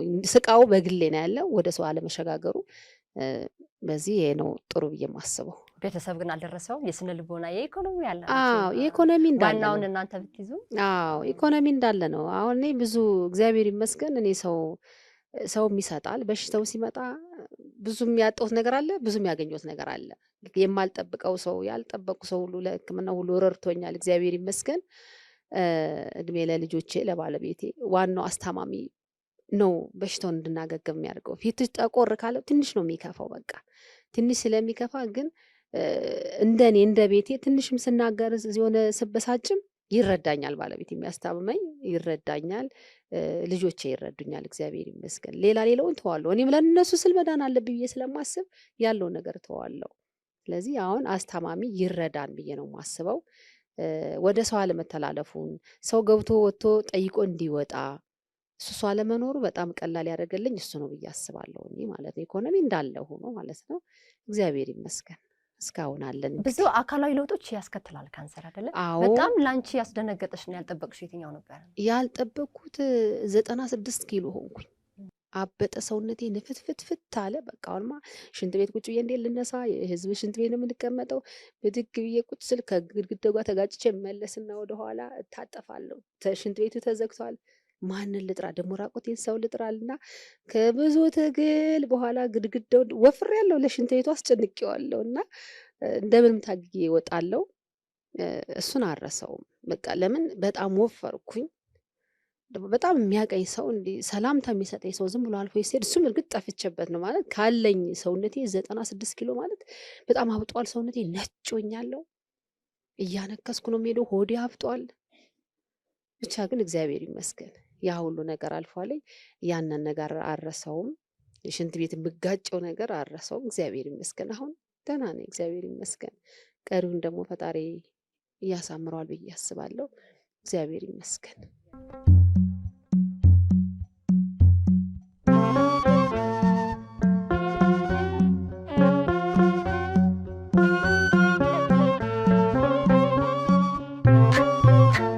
የጌታችንና የመድኃኒታችን የኢየሱስ ክርስቶስ የትንሣኤ በዓል ነው። እንግዲህ በቅዱስ ጳውሎስ ሚሊኒየም ሜዲካል ኮሌጅ ተገኝተን እያከበርን ያለ ነው። ከመቶ በላይ የሆኑ በጣም ጀግና ሴቶች የመሰረቱት ጽናት ማህበር ጋር ነው። በአጋርነት ደግሞ በሆስፒታሉ የሚገኘው የማህበረሰብ ጤና አጠባበቅ ትምህርት ክፍል አለ። በጣም እያበረታቸው አይዟችሁ እያለ እዚህ ያደረሳቸው ከፈጣሪ ቀጥሎ ከእግዚአብሔር ቀጥሎ ማለት ነው።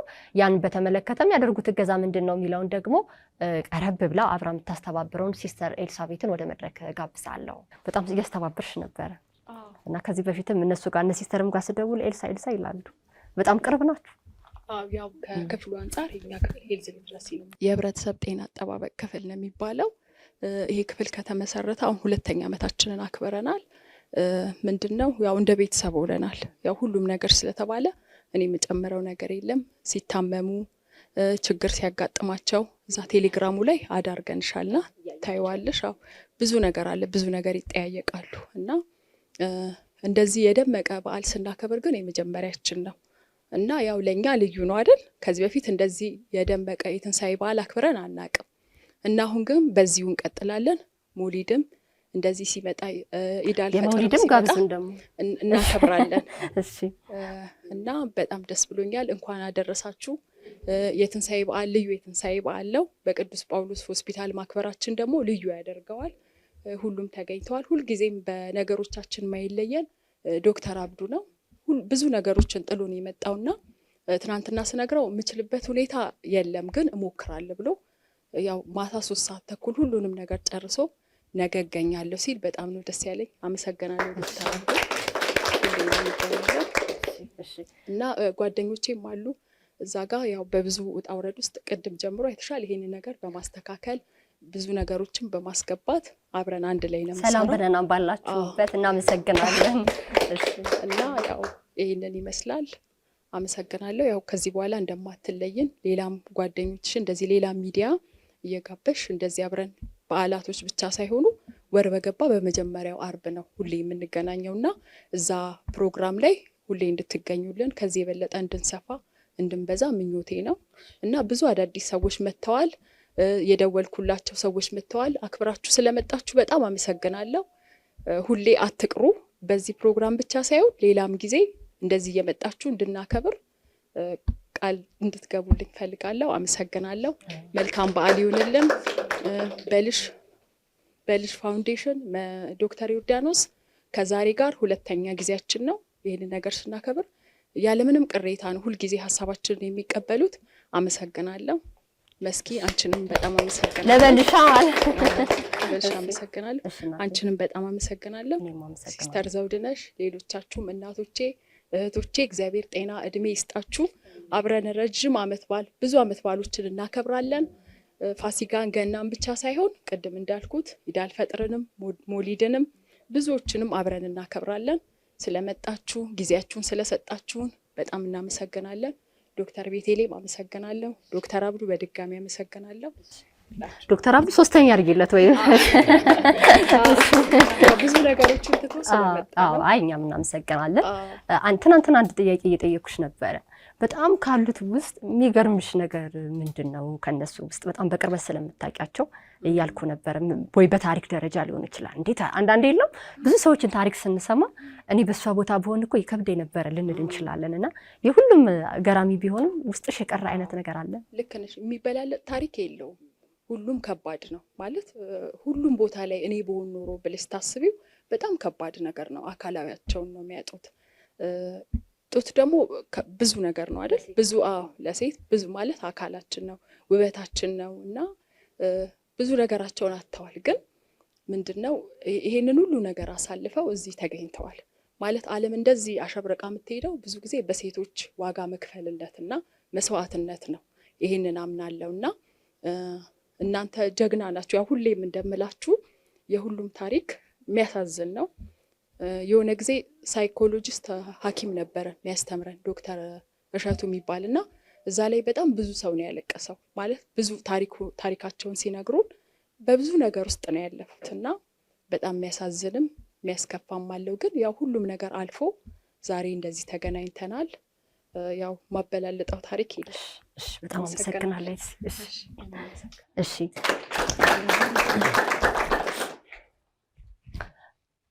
እሺ ኤልሲ ማለት በጣም ትሁት፣ እውነት ለመናገር ደግሞ ነግሬሻለሁ አይደለ? አዎ በጣም ትሁት፣ በአንደበቷ ብቻም ሳይሆን አጠቃላይ በአንዳንዱ እየጮኸ ተግባሩና አንደበቱ ማይገናኛልና በጣም ስላወቅኩሽ ደስ ይለኛል። እነሱም በጣም ጥሩ እህት አግኝተዋል ብዬ አስባለሁኝ። ተመልካቾቼ ይህን ፕሮግራም እንግዲህ የትንሣኤን በዓል በቅዱስ ጳውሎስ ሆስፒታል ነው ተገኝተን እያከበርን ያለ ነው። አብራችሁን ስለነበራችሁ ከልብ አድርጌ አመሰግናለሁ።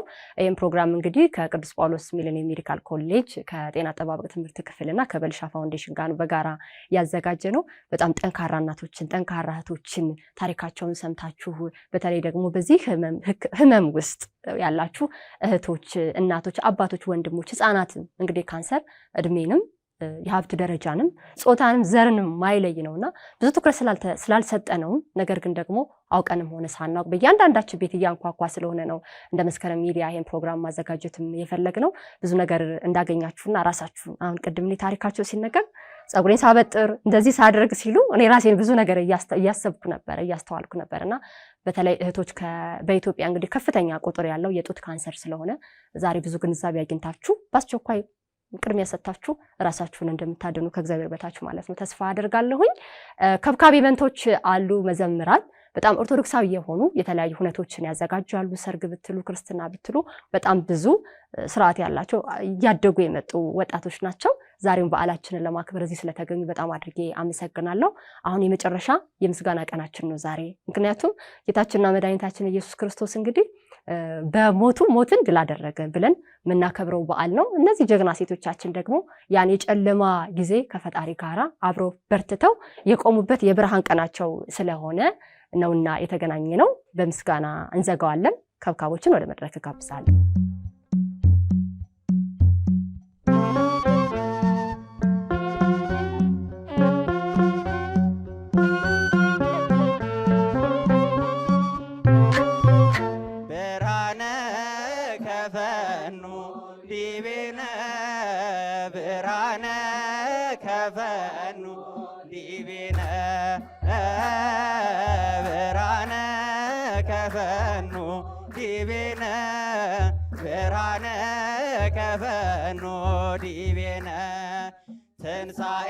ትንሣኤህን ለምናምለኛ ትንሣኤህን ለምናምለኛ ብርሃን ላክልን ወደኛ ብርሃን ላክልን ወደኛ ብርሃን ላክልን ወደኛ ብርሃን ላክልን ወደኛ ትንሣኤከ ለእለ አመነ ትንሣኤከ ለእለ አመነ ብርሃነ ከፈኖ ዲቤነ ብርሃነ ከፈኖ ዲቤነ ብርሃነ ከፈኖ ብርሃነ ከፈኖ ዲቤነ